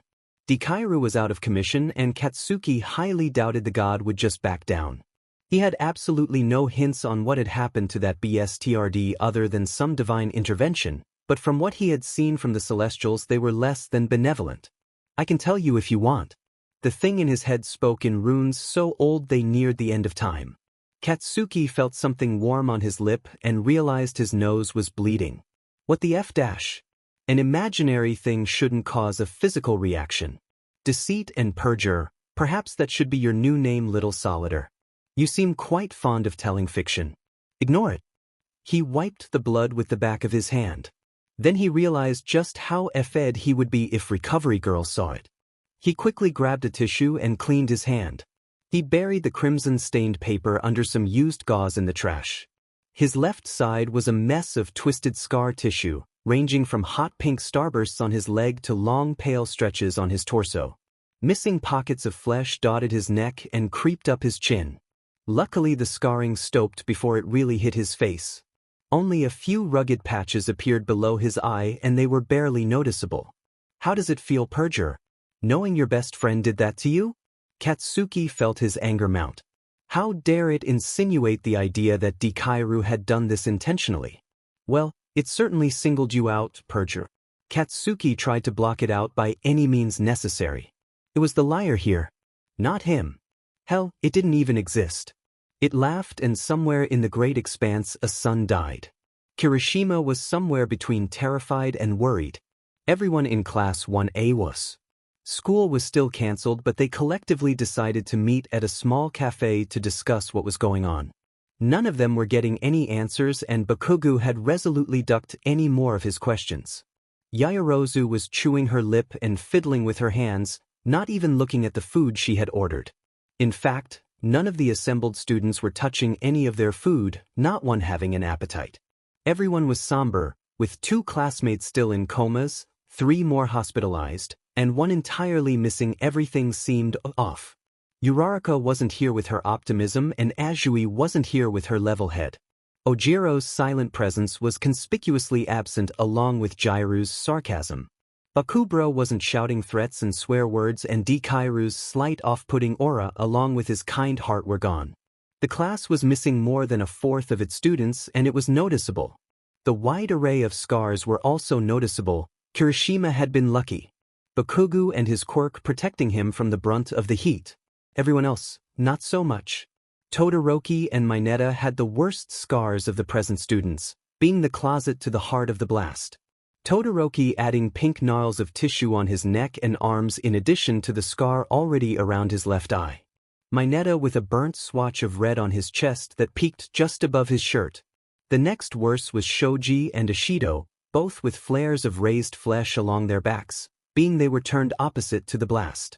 The rest all had minor injuries, Yaoyorozu, Siro, and Sato with a few odd scars on their face, Tokoyami, and Koda with some hand scarring, and Aoyama with a tiny bit along his legs. Hagakure's scars were invisible, although she assured them that she had been hit. The only one spared was Ida, who had been out of the USJ when the heat wave had been conjured. Any explanation from Bakugo? Yaoyorozu said, breaking the P-Arginin-T silence. Kirishima sighed, running a hand through his hair. He hadn't bothered to style it, nothing overly helpful. He's been avoiding the subject like the plague. The only thing was him confirming our idea that if we saw that thing we would have gone insane. The entire group collectively looked down. They had all felt it. Had all felt its mind-breaking presence. Hell, Dark Shadow was totally unresponsive because of it. Todoroki and Mineta had been the closest to it. They admitted to feeling it go through their minds. Examining memories and motivations. The violation in itself must have been horrible. Do you know if Bakugo saw it? Yaoyorozu hesitantly asked. Kirishima had told them that he hadn't seen him look away himself. Kirishima replayed some of their conversations, noted how Bakugo sometimes got a look of distant turmoil and scowled at nothing. I don't know. He hasn't said a word about it. We can ask him when he gets out tomorrow. Bakugo had been steadily getting more agitated at being cooped up. Knowing him, he would explode entirely if they kept him any longer. Dark Shadow came out today. Tokoyami mumbled, drawing the attention of everyone at the table. What? Was the question on everyone's lips. If Dark Shadow talked to them, they might be able to find out what happened. Tokoyami ruffled his feathers. I called on him and he appeared this time. But he was different. Something was off. I can't really describe it. I can't summon him anymore, but at least I know he's alive. That was good. Dark Shadow might be getting better, and they might actually get some answers. Yaoyorozu picked at her food. Any word on Midoriya? That was another thing. Midoriya was totally missing. Todoroki said he saw him being taken away by the pros at the end. Where he had gone after that was a mystery. None of the teachers answered their questions and ignored it entirely. Their silence established that he had some importance to what happened, but without him there they only had absurd half-baked theories. The only thing they had to show for their efforts were scars and night terrors. No explanations or reassurances. Just white noise. Inko Midoriya knew her son was not dead. The school could tell her that he technically was gone from the word, even show her his corpse, and she would remain resolute in the fact that he was not. It was not merely motherly hope that kept her in denial.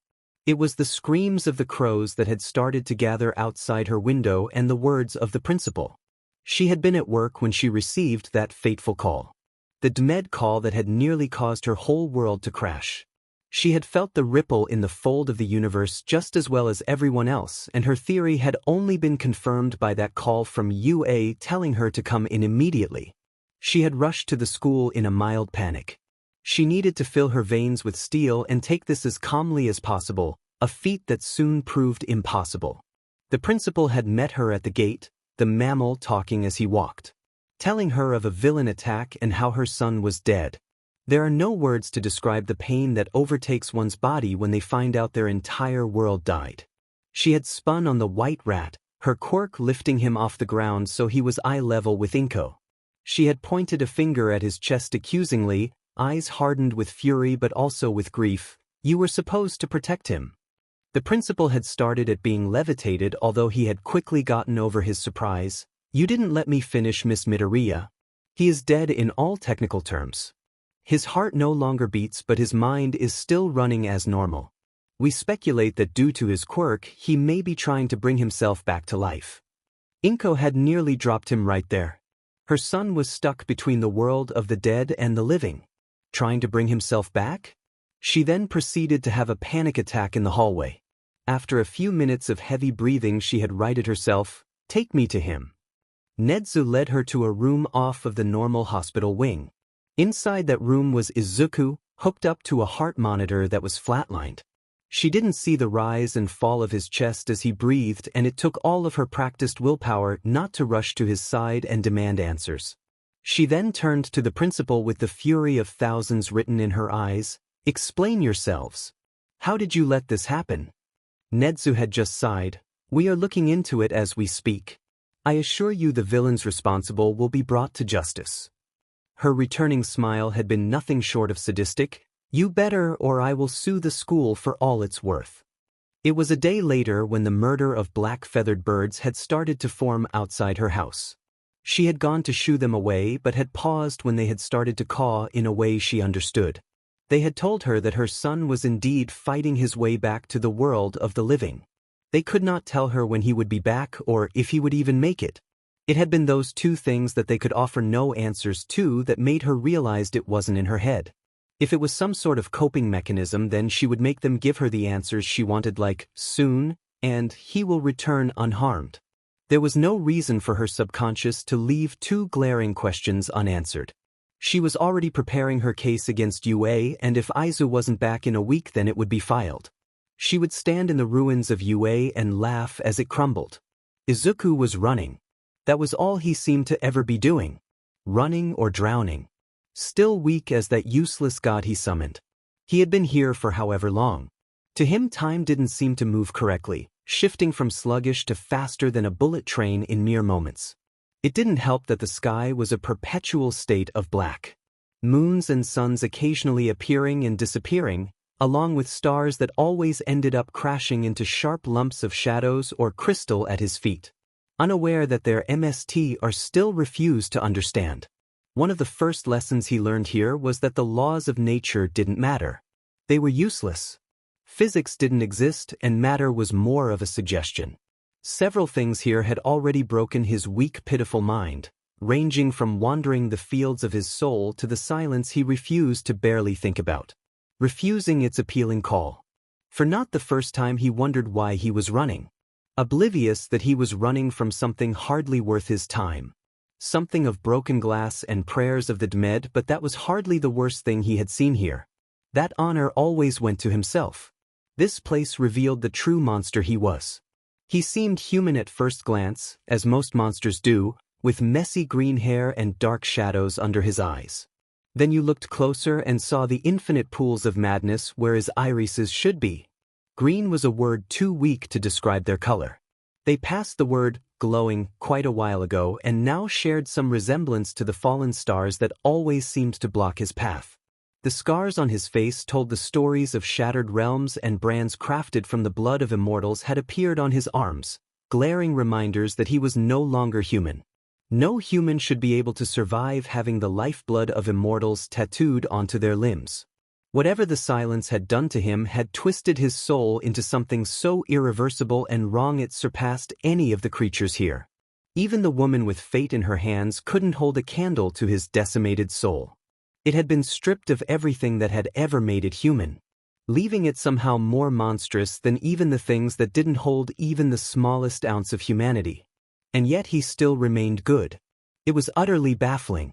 His soul had been twisted beyond all recognition, everything that had made him mortal banished into nothing. But despite it all, he retained the empathetic weakness that most humans seemed to possess. It was an infernal blemish on everything we have done to ensure his success. He refused to use what had been gifted to him, even where it was strongest. Supporting the lies he told himself when he was a child by sheer will alone.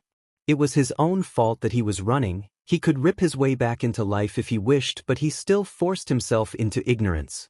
As infuriating as it was, do not fret, he would soon be forced to tear off those shackles of blindness. Jumping across islands of bleeding roses that whispered the secrets of grace and darting across the bodies of long-dead demons. The ground beating underneath him like a purple heart. He sensed the beast of sinners nearing, wishing to tear the power from the marrow of his bones. Nothing was stopping him from turning and murdering the beast, a fact he was all too aware of. However, to him his survival was secondary. His will to continue making his way back to the land of the living fading with every passing moment. Why would the world want a monster like him back? Somewhere the Fate Weaver sighed. They had thought ridding him of his disgusting mortality would make him accept his birthright. We couldn't have him stop running here. Death was a foreign concept to him, but the creatures here had ways more debilitating. So how to make him keep fighting? She reached out, feeling for the intertwining fate that had touched a boy with a shattered soul. Their story had been written in tandem to the boy with death at his fingertips, fate intertwining like the great vines of eternity. If Izuku was really going to be a traitor and continue to want to help, then help he must do. He would have to break out of his Philistinism if he wished for the boy with the shattered soul to live. Ripping him from the land of life was all too easy. It required even less energy than destroying the god Izuku had so foolishly summoned. The boy with the broken heart fought against her grasp. But you can't fight against the hands of fate. She cast him into the path of Izuku. His mind might break from being so deep in the Deadlands, but it was inconsequential. His only purpose was to assist Izuku on his journey to acceptance. He didn't need to be sane to complete his goal. Izuku could fix him once he realized his power. The stars were once human too. From the Journal of an Immortal. When Bakugo was a child, he watched All Might on his living room floor. He watched as the greatest hero in centuries decimated his enemies. Fists cracking pavement and shattering bones. Leaving bodies of villains broken and bruised under the weight of his power. Watched as the brutality and ugliness was rewarded with adoring cheers and the word, heroic. When Bakugo was a child, associated viciousness and force with heroism and victory. So he modeled himself in that image. He had the means to do it after all, with a quirk that all but guaranteed his success. He associated violence with heroics, and looking back on it now, it could have been a recipe for disaster. If it hadn't been for a certain green-haired boy, his childhood playfulness and exuberance could have all too easily twisted into cruelty and aggression. He could have seen weakness in others and made it his mission to stomp it out of them using explosions and harsh words. But there was a certain green-haired boy that had walked into his life and altered it completely. For better or worse, Deku had been there.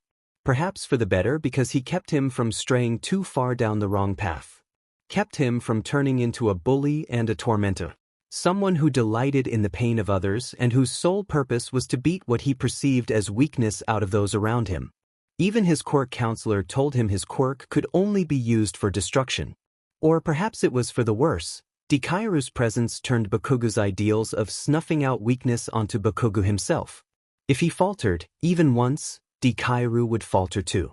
Except Deku's falters were more like diving off the deep end. It was a toxic level of dependency that they both refused to acknowledge. What would they do anyway? It was just how it was. If Bakugo faltered, it was Deku that would pay. It was a lesson they had learned the hard way. Ending with a perpetually angry child and a barefoot boy on a roof, holding on to each other like it was the end of the world. It almost had been. Deku didn't just have bully whispering vile lies in his ears and his own heavy thoughts. No, he had wails of the Dmed that poured poison into his very soul. Correlating their words to their host's own doubts and never ceasing their infernal purrs of depreciation. Bakugo didn't have a quirk that constantly wished him dead. His problems were minuscule in comparison. He could deal with schoolyard bullies. His quirk was only good for destruction after all. What were a few cuts compared to his best friend's boyfriend's constantly crumbling mental stability? Did those bloody noses from the rare times he had been overpowered matter? Those bruises from when Mitsuki had gotten calls from the school that he had been fighting? None of it was important. He and Dikairu were going to be heroes. They had sworn it on their lives. Too bad they never valued their lives all that much. Weakness in himself had to be crushed, burnt out and destroyed so entirely that it never dared sneak back in. He still bore scars from where he had tried to burn it out. For Dikairu's sake. But now the weakness was back and thriving. Bakugo couldn't afford to let his flourish into anything more than a withering bud. Dikairu would need him when he got back. He was stuck in the world consisting entirely of monsters alone. How much would be left of the green-haired boy when he returned? Bakugo would have to be strong. Stronger than he had ever been before. A pillar of stability for Dikairu who feel like the world was crashing around him. An island in the eye of a hurricane. A haven of safety and healing. To hell with his own problems, Dikairu had it infinitely worse and Bakugo would be there for him. If he was only good for destruction, that he would destroy everything that threatened his friend, whether it was physical or mental, he would beat it into SBMSN. It was his purpose. To keep Dikairu safe. He had always been strong, funneling all of his rage at the world and at whatever monster thought it fit to curse Dikairu with his quirk into training to protect the green-haired boy from its effects. He ate only what he allowed from a strict self-imposed diet. He trained with Dikairu and then trained more in the dead of the night, sneaking out of a second-story window and sliding down a tree onto the pavement. He trained until his limbs gave out and his lungs were going to burst, and then he picked himself up and trained some more. Now, he would need to be stronger than All Might. Strong enough to support someone who had been trapped in whatever realm the parasite savior in his mind had come from for a lord knows how long. It was perhaps that knowledge that bred the festering hatred for the thing that had carved a home in his mind. It ate his strength, replaced it with soul-shattering weakness that he couldn't afford to possess. Bakugo disliked many things. Almost everything, in fact. It caused him to be a burning ball of anger that bounced around everyone but never once touched the emerald-eyed boy who made small talk with the dead. But Bakugo's hate was ice-cold and calculated. In his mind, he always tried to take out the things he hated in the most efficient way possible, eliminating them through sheer cold fury that was sharper than a razor blade. Bakugo hated 4 things at this particular moment in time. 3 were hatreds that were older than his quirk and forever eternal. Bullies seemed to be an endless supply. They were dealt with but like cockroaches could never be truly killed. Crawling back into their lives at every turn, no matter how many explosive fists cracked across their jawbones or how many times his lungs filled with smoke as he left bruises blooming across skin. They returned after every jab to their ribcage and shoe to their vertebrae, never ceasing their attacks with words and fists that had soon stopped being directed just at Dikairu. Not that Dikairu ever knew. But it didn't matter. Bakugo could take it. He was strong. He could do nothing about the whispers in Dikairu's head, a product of his quirk, and God did it make him feel powerless. He couldn't fight those. Couldn't tell them to square up, couldn't even see or hear them. Dikairu's mind had become so tainted by the other 2 hatreds that it had BR'd Bakugo's. 3rd hatred. Dikairu never wanted him to do anything about the bullies or the voices, preferring to suffer in silence as if he deserved it. He hated it with every fiber in his being and he once again couldn't combat it. The 4th and final hatred was relatively new. It was the crackling sound of dead languages growing in the back of his mind that leached off his strength that he could never seem to dislodge. For the first time, Bakugo realized what it was like to have something living in your mind, and he hated it. How Dikairu did this for 14 years was beyond him. It had been 3 days and it was already making him lose it. But Dikairu was still dead and now the half-and-half BSTRD was missing too. The monster in his head told him that he had joined Dikairu. He still wasn't sure if he believed it. He still wasn't sure if it was real. All he knew for certain was that it was weakness and weakness needed to be eradicated. But he couldn't stop the intrusive thoughts that breathed the terrible, what if Dikairu doesn't wake up? And what was he without Dikairu? Just a boy with too much rage and a quirk that could only be used to hurt. A child with a paper dream and a god in his head. When Shudo was a child, he fought to wake up every morning. His father's fists were as familiar as his own breath, and burns always marred his body. Wounds and scabs barely healing enough to be torn open once more. As a child, he learned that the world was not kind and it was not fair. He learned that the worst monsters often hide in plain sight and people bowed to those who were powerful, regardless if they were good. When Shudo was a child, he never had the luxury of a stuffed animal or a piece of chocolate cake. He still doesn't know who is the hottest celebrity or the sweet sounds of indie music. The taste of pure sugar was still as foreign to him as paternal love.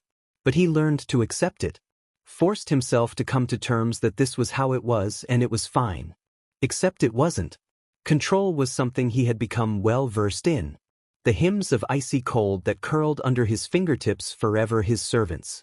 The burning embers that had reduced an entire island to ashes, a chorus of cries begging to be set free. He had strengthened the shackles on the hellfire that burned under his skin until it was so bound it was nearly suffocated. His ice is a frozen love that reminds him of a woman with silver hair that he can't think about without making his scar twinge in phantom pain. The fire was forever reminder that he doused in a steady diet of hatred and ice from the woman it hurt. I'm sorry. Control was the only thing keeping him together. He often never felt real. Not human, complete, full. He's a broken, bleeding heart with a crushed soul running on fear and control. He knows if he were to just reach out and touch the... He knows what comes with fire. A wild passion and fury that is always mixed with flames. It doesn't matter if it will make him feel complete. It meant that his father had finally won and had succeeded in making the perfect clone. Yue was both a blessing and a curse. A blessing in the sense he got to get away from his father and the back-breaking training that haunted his nightmares. A house much too cold for a family of fire-wielders. You can't run from me, boy. He got to experiment with individuality and maybe even make some free. He didn't have time for friends. Another way for him to get hurt. Let those barriers of ice wrap around his heart and protect him. You can't be lonely if you want to be alone. He had thought he could be okay here. Protected. A blessing always and eternal. But Yue had quickly turned into a curse after the USJ. The media had eaten up the story children given free candy. Every student sustaining some mysterious burn, and the entire world had stopped. 5 students in critical condition and 1 unmentioned. It was almost too good. Shudo was in the hospital for less than a day. Being healed for quirk shock along with the new collection of burns that had been branded onto his neck and arms in twisted splotched of pink flesh. Fire and heat always seemed to follow him, leaving more disgusting scars. School had been cancelled for 5 days. Which was just wonderful, honestly. Endeavor was furious. More furious than Shudo had ever seen him. His mere presence set things ablaze, and when he had come to pick Shudo up from the hospital, he had felt his stomach drop to his toes. He had years learning how to read Endeavor, and every nerve in his body had begged him to flee. It didn't take a genius to realize this was going to be bad. The thing that had pawed through his mind felt like a better alternative to Endeavor's rage. He was still reeling from the truth that things much greater than them existed somewhere. Terror had already been instilled in his heart because of it. And yet it was dwarfed by the fear he felt when Endeavor came to take him home. Maybe it was because this was something infinitely more real. This was something he had faced before and he knew the consequences. The knowing was still abstract. Something he had yet to truly comprehend. But this. Oh, this he understood. It would only end with him laying broken and bruised on a training room floor. Endeavor disregarded the fact that he was still healing. He put him through the hardest training session in years. Hours of pure rippling pain that exploded across his bandaged burns as he moved. Avoiding fiery fists that would do more than scar if he was hit. His father never said a word.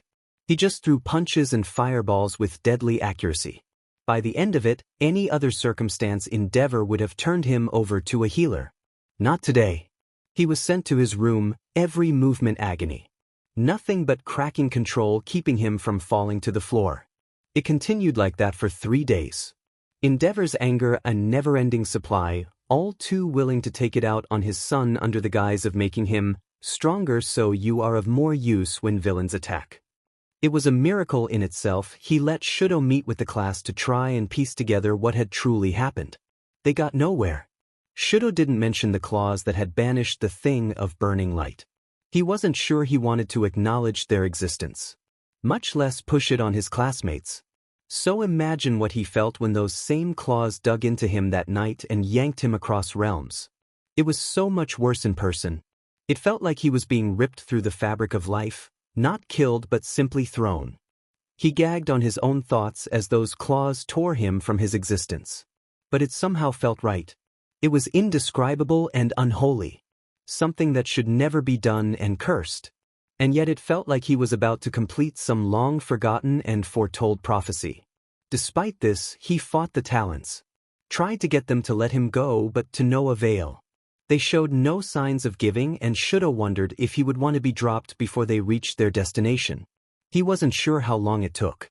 Somewhere in betwixt the space between heartbeats and how long it takes for a universe to be BRD. Stars crashed all around him in appealing arrays of colorless light that made him believe in happy endings. And then he plummeted like those appealing collapsing stars. Into a realm of monsters and demons where the sky was always black and the ground was even darker. To say it was a disaster was an understatement. Everything was shattering into millions of pieces, and Aizawa didn't know how to glue those fragments back together. It had only been 5 days. 5 days since the literally earth-rocking events of the USJ. In all honesty, the disaster showed no signs of letting up. It was like a dance of dodging questions as they tried to keep their silence while navigating the great expanse of trying to understand the events that caused his students to be horribly scarred and one, or perhaps even two, to be traversing the realms in between.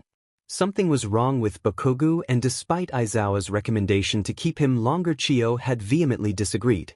She said that he might very well explode if he was to be cooped up in the hospital room, and that would offset his healing weeks.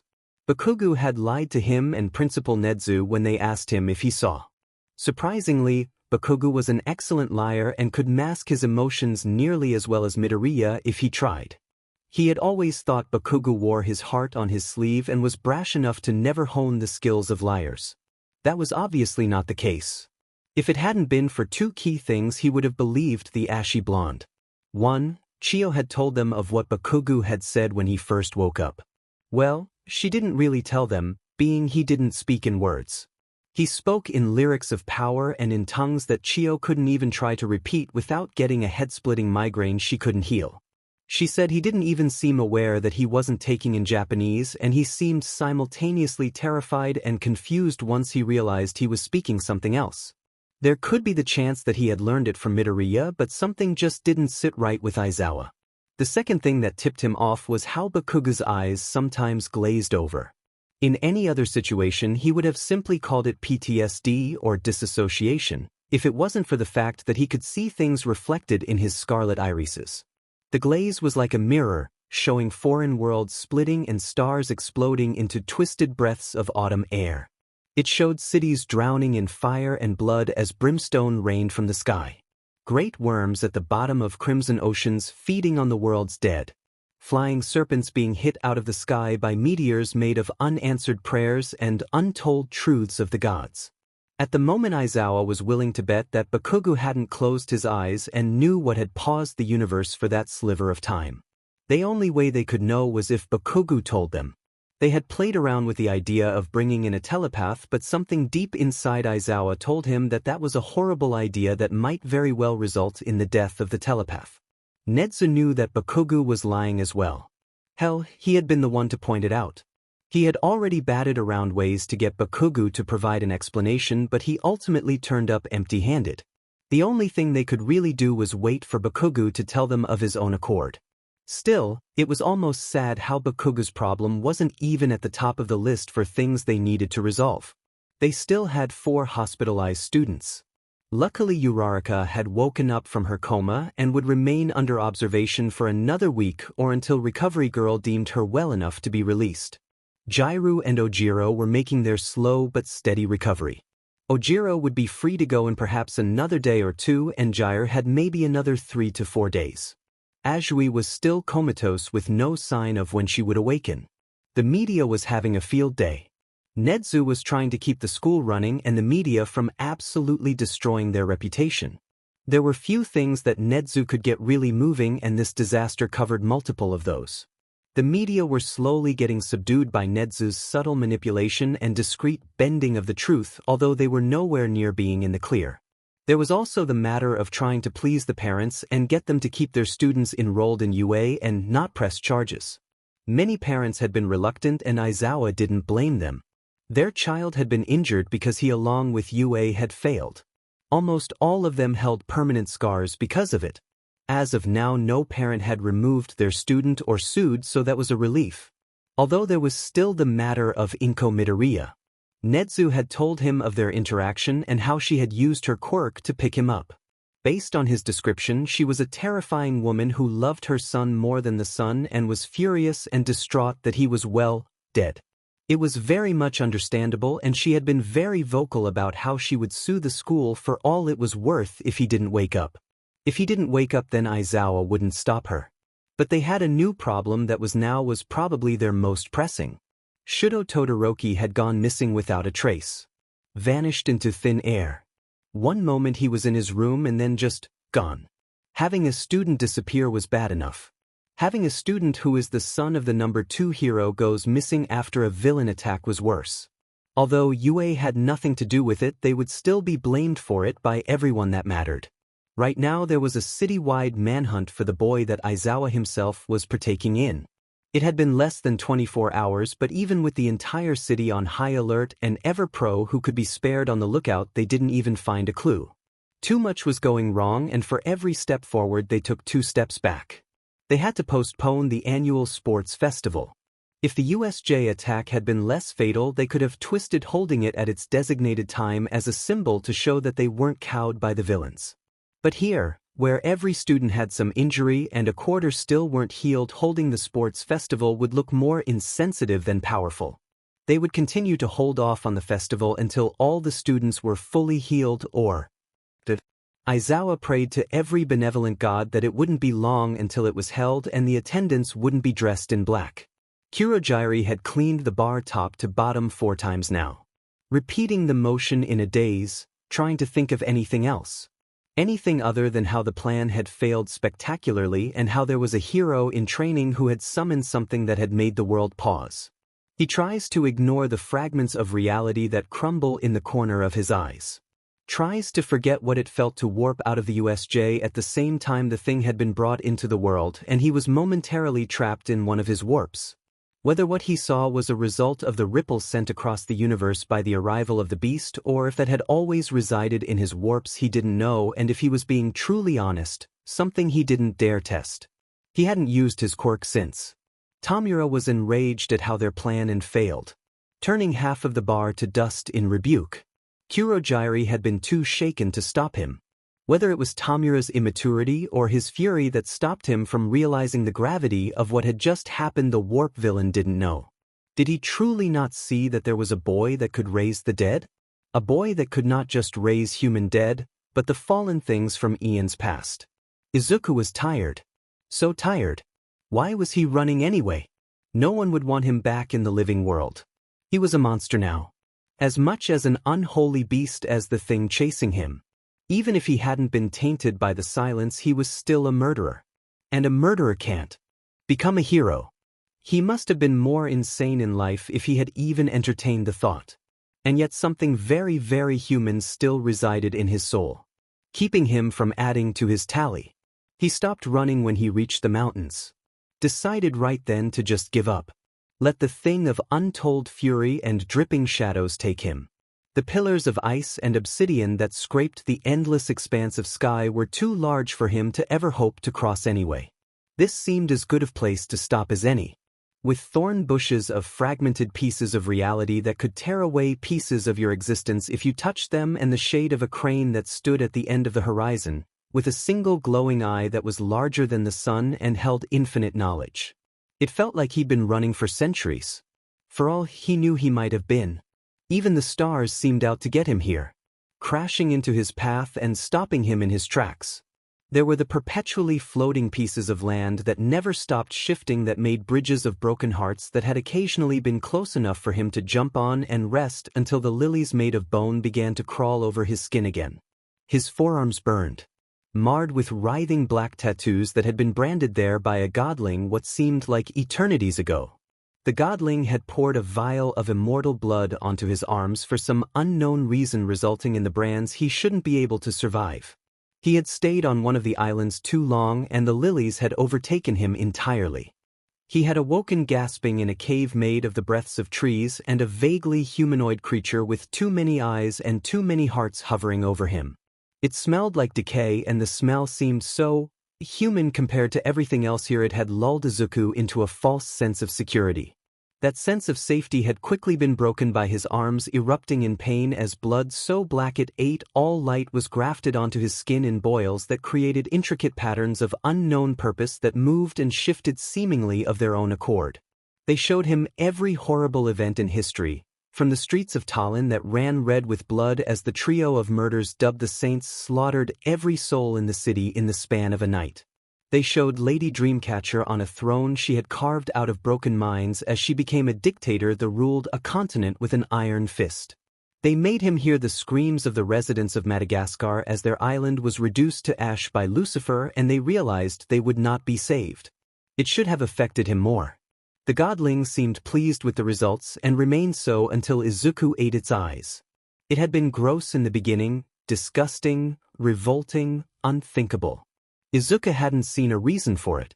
At least until his green orbs of madness had almost been plucked from his skull a few times and Izuku understood. Eyes were truly the window to the soul here and souls were the only way to be sustained. They transferred the souls of whatever you killed into yours, keeping you alive and strong, making sure you lived another day. By now Izuku had exchanged his old screams from the human dead for the scores of souls he had eaten. The souls were somehow better. They recognized who their emissary was and didn't actively seek to kill him. Izuku somehow knew that using his quirk to kill the demons he encountered would have the same effect, but he still banished that part of himself, drowned it entirely. He knew that this was his element. These were the true deadlands. He could be king here, force the things into SBM Zen and rule them all. And yet he didn't. If he did, it was like he was truly stepping over that line of good and evil he had so carefully monitored all these years. If he used his quirk here and claimed it for good, he would truly be a monster like the things he encountered. So he just ran. Ran until his legs gave out and then ran some more. He had gotten caught multiple times. His captors ranging from fledgling gods to the great birds of the night. He encountered the gods of myths and the scholars of the time. He always somehow found himself back running towards the Polaris star that was a fixed point in the endless expanse of void with great dripping crimson tears onto the deadlands that he knew were portals into life that only he could wield. But he was always dimly aware that he shouldn't be running towards life. He would be unwanted and unwelcome. He had eaten too many souls and his mind was too broken. He had the ebony blood of immortals flowing through his veins after all. Immortals shouldn't live with humans. Immortals shouldn't live at all. He wasn't human anymore. Was he ever human? There was no reason for him to be running. So Izuku let himself collapse at the base of the mountains of madness. He waited for the beast of fury and shadows to catch up and destroy him for good. Kill would be inaccurate. Immortals can't die per se. More like shatter his soul so completely he could never pull himself back together. It felt like he had only been down for a minute when a great rocking made him sit up.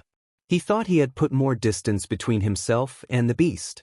However, it wasn't the beast, it was a supernova crashing from the heavens, radiating ultraviolet and nuclear. Izuku laid back down. Falling stars were appealing, but he had seen far too many to care. Now collapsing suns, those were a sight to behold. He felt it hit a few feet away from him. He didn't even flinch, just felt the wave of hot air tickle his hair and warm his face. It made a cloud of void sand billow around his body and he closed his eyes. It wouldn't be a bad place to die. Surrounded by the ruins of a fallen celestial and stardust. Melancholy questions haunted his mind. What was happening to Kaken? What would shattering his soul feel like? Would he be a voice in the back of the head of the beast once he ate his eyes? Why had it taken him this long to finally give up? Why had it taken him this long to realize? Kaken was probably recovering with Kirishima. He didn't miss the way they looked at each other across the classroom or how Kaken's smile seemed a little less sharp when he was around. Maybe they were both dead. He could have been here long enough that he could have outlived a human lifespan. The destruction of his soul couldn't be worse than it being twisted and stripped of essential components. It couldn't be worse than the silence that had been meticulous and drawn out, spanning ages and eons. The simple rip of his being would be perhaps a few seconds of pain before he was gone. He entertained himself in those moments before his destruction by asking questions he answered with increasingly self-deprecating responses. Somewhere in the distance, he felt great clawed paws beat across the sand. He didn't have much time. He wanted to die thinking of something good. Something pure and happy. Diving into the murky pools of his memory before the silence, he flipped through 14 years of his life, looking for that one saved moment he would watch before his doom. There wasn't many to choose from. Finally, he decided. The afternoon he finally kissed Kaken. Their romantic relationship may have ended on a mutually bittersweet epilogue, but it still had felt like his world was complete when their lips had touched. The beast was getting closer, paws shaking the ground as it drew nearer. It was sunset on a Tuesday afternoon, the sky casting vibrant shades of red and orange watercolor across a pale blue canvas. Great puffy clouds that made him think of cotton candy were dyed the color of a flame. It reminded him of Kaken and his protective anger that softened into fury-filled clouds much like these when they were alone. It had been a terrible day. Some bullies had ganged up on him when he was in the bathroom, earning him bruised arms and aching ribs. Their slurs still ran in his ears. Villain, demon. He had long stopped fighting back. It only reinforced the idea of his evil. Kaken hadn't taken it well, tracking down the boys and bestowing upon them burns that would last days and sore jaws. Izuku disapproved, but there were still times even he couldn't stop Kaken's destructive fury. Kaken hadn't escaped the battle unscathed, however. There were too many of them for him to beat easily. He had earned a split lip for his troubles that they both knew would be annoying to heal. They were sitting on a bench in the park, having finished their training for the day. Both were sweaty and tired but in a somewhat better mood. To this day Izuku didn't know what possessed him to do it. He had acknowledged his feelings for Kaken but had never truly planned to act on them. In a sudden moment of boldness, he leaned forward and gave him a quick peck. It was hardly a kiss, barely a brush of his lips. It wasn't like the movies or how books described it, like fireworks and joy with a hint of lust and sugary sweetness. No, it wasn't like the movies, but it was somehow better. It didn't deserve flowery words or descriptions. They would be lies. It was simple. It didn't make stars explode or Izuku melt. It just was Kaken. Like anger and sweat and everything he already knew. It was perfect and no supernova could ever compare. Kaken stared at him in surprise. Izuku bit his own lip as he came to the realization of what he had done. His mind immediately started to spin out of control. What if Kaken didn't like him like that? What if this ruined their friendship? What if he left Izuku alone? And then Kaken caught him unaware and returned the kiss. Izuku was too shocked to do much more than stare. The blonde just shrugged and took a sip of his water. What did that mean? Did that mean Kaken liked him too? Did it mean... Izuku was suddenly ripped from his memory by a soft that did not belong to him. In his time here he had heard a range of sounds, from breathy gasps to ear-shattering screams. None of them ever sounded near as human as that of pain. Eyes suddenly wide, Izuku shot up, emerald madness-filled orbs scanning the area for whatever had made the noise. Before long his gaze landed on the fallen star that was laying in pieces a few feet away. Stars were like great crystals that ranged in size and color, fragmented pieces of beauty that he wished he could take home. His mother would love it. This particular star was a soft lavender, simultaneously burning and ice-cold. It was massive by star standard, the size of a bookshelf. Most stars ranged from softball size to perhaps a backpack. Tiny in comparison to most things here. Perhaps the reason it was so large was that in the center of its scattered ruins there was a bicolored boy with burn scars. More burn scars than when Izuku had seen him last. Izuku didn't have time to ponder why Todoroki was here. He only knew he had to protect him. The beast of shades and anger was quickly approaching on shadowed paws. Izuku could see it across the plain. He had perhaps 10 seconds before it reached them and killed Todoroki as well as Izuku. Taking stance before his unconscious classmate, he knew there was only one thing to be done if he wanted Todoroki's soul to stay intact. He would step over that line and become a true monster if it meant saving his classmate. But did it really make him a monster if he used it to protect? Izuku reached out and pulled. To save your soul you must first burn it. Light it upon a pyre of your morals and love. Watch it be turned to ashes and rejoice. The blood in your veins must be steeled to accept that you cannot escape the Deadlands unless you plan to leave a part of yourself behind. Lesser fools call it your humanity, but its true name is weakness. Kindness will get you killed. It's kill or suffer a fate worse than death. The Deadlands will take a part of you, something you think is integral but in truth has done nothing but hold you back. I have never seen an immortal be created without them losing that little chunk of their soul, but I will admit that I am curious to see if one will hold out. Curiosity is all that I live for after all. From the journal of a long-dead immortal. He was crashing.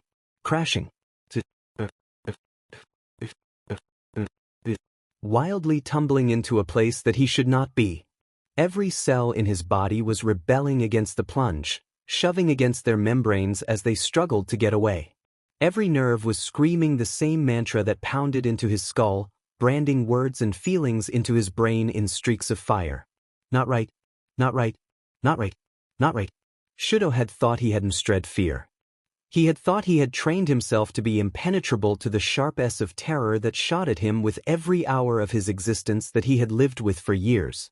He had thought it was nothing to him anymore. Nothing more than water off his back. He had thought himself immune. He had thought wrong. Terror so blindly potent consumed every molecule and clouded every thought, shading his vision in horror and panic. He didn't register that he was falling through timelines, universes passing with every heartbeat as stars exploded into brilliant displays of impossible colors. Supernovas always the most majestic in their downfall. He didn't realize how comforting the press of prophecy and destiny was until it ripped away. Nothing more than a phantom breath in the wind. Now there was nothing but dismay and fear for him to grab onto as he careened into the land of the wrong. Something was cracking. Whether it was his soul or his mind he couldn't be sure. Perhaps it was both. Everything was black. Blacker than an empty night sky. Blacker than sleep. Blacker than death.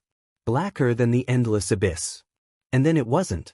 After a moment or an eternity, he breached the darkness and found himself in the center of a shooting lavender crystal. There were somehow mountains taller than his current altitude to his side, obelisks of ice and dark stones scraping higher than the heavens. Below there was a great desert of midnight sand speckled with scraggly thorn bushes that hurt to look at. Distantly there was a thing of writhing shadows and dripping rage breaking the earth beneath great paws as it charged towards a silhouette laying prone on the desert plain.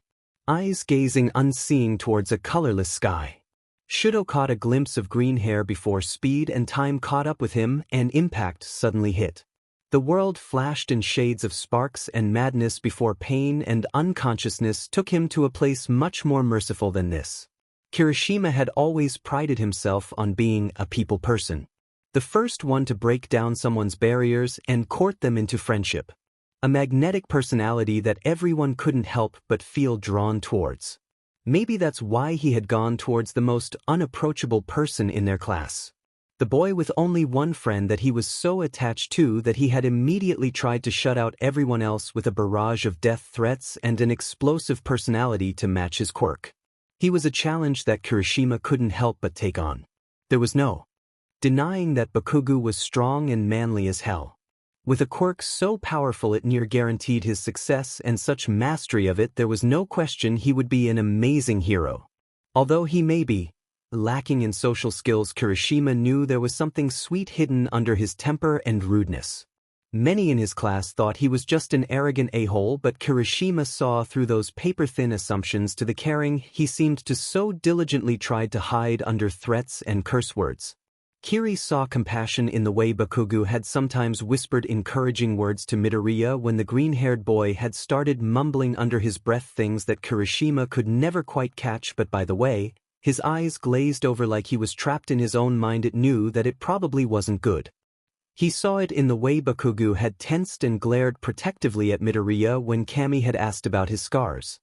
He saw it in the way Bakugo had practically sprinted to find Midoriya at the USJ with no thought of his own safety. Looking back on it now, the only times Bakugo had ever given any indication that he didn't live up to everyone's suspicions was when he was with Midoriya. The little green-haired boy was always the instigator for Bakugo's not-so-random spurts of kindness, and it was Kirishima's goal to get Bakugo to show that same kindness and protectiveness to everyone else. At least that had been Kirishima's goal. His goal had changed in the time since Bakugo had been released. Adapted to something much more short-term. To just snap him out of the haze of hopelessness he had been wallowing in these past few days. It was worse than the days following his and Midoriya's mysterious 3-day absence. When they had come back jumpy and with fractured eyes. The event that Bakugo still wouldn't talk about no matter how much Kirishima prompted. Kirishima would never forget how he had looked when he had brought it up. It was a look somewhere between terror and hatred with a touch of rage. It was unnatural and frankly scared Kirishima enough not to ask again. But still, while he may have been subdued, he never had been outright depressed. Not teetering on the edge of complete despondency that he was on now. His mood had changed so drastically in these past few days Kirishima found it hard to leave him alone at any point, afraid he might pull another 180 in the wrong direction. For the first day or two after he was released, he had been a bouncing ball of energy and anger, not unexpected being his best friend was missing and he had been cooped up for days. He was forbidden to use his quirk, but Recovery Girl had never said he couldn't do hard exercise, so that's how Kirishima found himself spotting Bakugo at the gym. Being his pseudo-nurse and making sure he didn't hurt himself more, despite the blonde's protest. Bakugo had thrown himself into useless training, Kirishima having to interfere multiple occasions for fear he would cause more damage to his still healing body. Kirishima could do nothing to stop the pang of guilt that stabbed at his stomach every time he saw Bakugo's face and the small burn scars that dotted his cheek and the swatches that ran down his neck. A constant reminder of what he had done to save Kirishima, even if he denied it. Bakugo had still taken a majority of the heat and it showed on his heavily scarred side. Helping him now was the least Kiri could do. There was also the matter of Bakugo stopping him from seeing whatever the thing was that he had so bluntly told him would have driven him insane. Kiri wasn't entirely sure if he was lying about turning away in time, but he did know for certain that Bakugo hadn't been lying about it breaking his mind. But being that Bakugo wasn't obviously insane, he would have to take his word for it. He ignored the tiny voice that whispered of the reflections he sometimes caught in Bakugo's red irises. After Bakugo's 2 days of non-stop energy burning, everything kinda seemed to catch up with him. Kirishima couldn't drag him to meet with the others to discuss any of the events and bond over their trauma. He never really thought he could, but he had expected to get an explosion of rage or at least have been called shitty hair. Instead, he got total silence as Bakugo refused to even get out of bed. Eyes permanently haunted and exhausted. Kirishima couldn't pry an explanation from him no matter how hard he tried, and trust me, he tried. Nothing was working. Offers for a run went unanswered along with any other question. As far as he had seen, Bakugo hadn't eaten anything in days and his parents seemed to be reaching the same level of success as Kiri. Kirishima was the only one that might even elicit a grunt, and the Bakugos were practically begging him to try and help. They all recognized something was very wrong here and he didn't know what it was. One of his friends was totally shutting down, and with 2 classmates already missing entirely, he didn't want to risk another. This just wasn't right. Bakugo should be leading the search party for Midoriya, not holed up in his room shutting everyone out. The worst part was he didn't know anyone that could help. No one had been close enough to either of them to be of any use, and the one other person who might help was the instigator. The only thing he could do was keep trying to coax Bakugo out of whatever rut he was in and galvanize him into helping decipher what was happening. He knocked on the Bakugo's door for perhaps the 6th time in 3 days. Today was overcast with slate-gray clouds to match his mood. No news from anyone and no changes in anyone's condition. Todoroki was still missing, and the only decent thing was that everyone except Azui had been released from the hospital. It was Mr. Bakugo that opened it this time. He flashed Kiri a grateful smile and gestured him inside, murmuring gratitudes. Kirishima gave him a small thank you before rushing to their son's room. The door was closed as per usual, and as per usual Kirishima paused. He stood in silence for a few moments, listening to see if he could hear anything on the other side. Usually, there wasn't so much as a rustle of fabric or a breath, and today was no exception. No matter how hard Kirishima listened, the only sound was his own heartbeat pounding in his ears. He wasn't quite sure what he was listening for: the boom of explosions? Muffled curses? Any sign of life? Gently, he rapped his fist against Bakugo's bedroom door. Like every time before, there was no response. There was absolutely nothing to make anyone think he wasn't knocking to enter an empty room. He almost hoped the room was empty, at least then Bakugo would have moved. Slowly he turned the doorknob, cracking the door open millimeter by millimeter. A sliver of light crept through that slit in the entryway. That tiny light cut through the almost offensive darkness of Bakugo's room. The curtains were drawn and every lamp was off. Nothing had changed since the last time he had been here, and he felt sadness and frustration bloom in his heart. Bakugo was a supernova. He should have exploded into a brilliant array of light, taking everything with him. His downfall should have been amazing and awe-inspiring, deadly and appealing. Not this near-silent fizzle that was so unlike the bro Kiri had come to know. The blanket heap on the bed did not stir. Kirishima crept over to Bakugo and sat on the All Might-themed bed covers. "Hey dude, Uraraka got released today. Me and Mina were planning on meeting up with her later. Want to join?" Bakugo grunted and Kirishima counted that as progress. "You sure? It'll be fun." Kiri knew it was a futile effort, but he still hoped that maybe Bakugo would cave. If he lost his optimism, he would be just as Bakugo. There was a PRDNT silence as Bakugo continued to resolutely stare at the blank was, facing away from Kirishima's melancholy and disappointed expression. Kirishima's pained smile finally started to strain the longer the silence continued. Eventually, he ran a hand through his limp hair. He hadn't bothered to style it today, and decided to finally address the elephant in the room. "Look bro, I don't know what's up with you, but you have to get up eventually, and I can't help you if you don't talk to me." He waited for Bakugo to turn and snarl at him, shove him off the bed, force him out of the house, insist he didn't need help. Instead, he got nothing that only reinforced the fact that Bakugo was not okay. "Come on bro. Please. For me," Kirishima pleaded, eyes prickling with tears because this was just so bad. For once the seemingly impenetrable Kirishima Eru was cracking right next to his unresponsive friend. Maybe it would be enough to make him snap out of it, but Bakugo didn't seem to be the type to be moved by tears. Everything was going wrong. Midoriya was MIA and Todoroki had disappeared into thin air. Everyone in the class was scarred and traumatized. 3 of their students had just gotten out of the hospital, and Azui was still in a coma with no indication of if she would ever wake up. And here was Bakugo, the most stubborn person Kirishima knew, and he didn't even react when Kirishima asked to help him. "Nothing is going right. UA is closed indefinitely, Azui's still in a coma, Midoriya and Todoroki are missing. I can lose you too."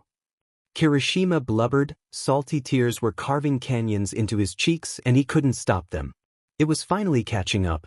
Just the panic.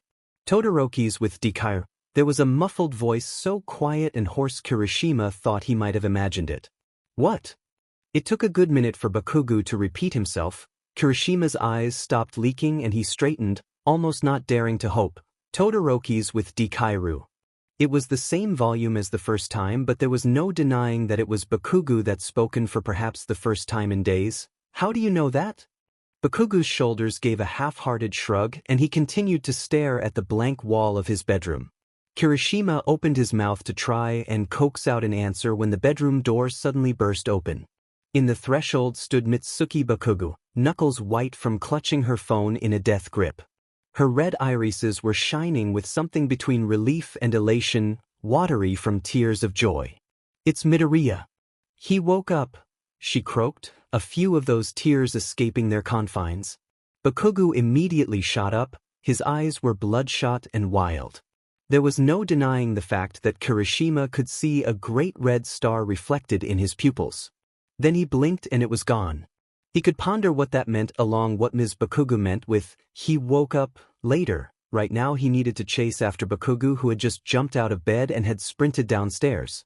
Kirishima was barely out of the room when he heard the front door slam.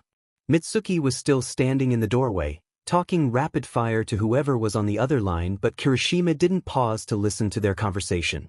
He was already gone, chasing after Bakugo. He didn't want to risk losing him in wherever he was going. Did Bakugo even know where he was going? It didn't matter, he just couldn't lose him. Soon enough he was out of the house, eyes scanning the area for the blonde. For a second he panicked, he couldn't see Bakugo anywhere. Then that moment of anxiety was over as he spotted a spiky-haired figure turn the corner and Kirishima took off after him. That's how it went, Bakugo mad dashing to wherever he was going and then Kiri losing him for a few moments and panicking but ultimately spotting him again. Kirishima could only thank God that he had adopted a stricter training regimen so he could even hope to keep up with Bakugo's adrenaline-fueled sprint. Although he was still wheezing by the time he got to the front gates of UA. Kirishima paused for a moment, wondering why he was back at UA. It was closed. More importantly, why was Bakugo going here? Did this mean Midoriya had been in UA all this time? He stopped wondering. Bakugo had already disappeared and Kiri had made it this far. He desperately tried to catch back up with the blonde, but he was always a good hallway behind. He relied more on the sound of pounding feet than sight at this point, and he eventually found himself breathless at a room he had never been before. The door was open and Bakugo was already inside along with a middle-aged woman who was the spitting image of Midoriya. Recovery Girl along with Aizawa-sensei and Nezu were also present, effectively obscuring his view of what looked to be a hospital bed. Kirishima's lungs felt like they might burst and his legs quivered, but he still forced himself into the room. He needed to know what was happening. His legs protested, but he made them move to stand at Bakugo's side and see what the fuss was about. When he did see why he had run here in such a hurry, his already thin breath caught in his throat. Sitting there in a hospital gown was Midoriya, Todoroki squished beside him. Several observations ran through his mind all at once. 1. Todoroki was curled around Midoriya in a very NTMT manner, looking extremely content. 2. Midoriya's forearms were covered in writhing shadows of darkness that sculpted seemingly random patterns that made Kiri's brain feel hot. 3. Midoriya's eyes. They held galaxies and universes eternal.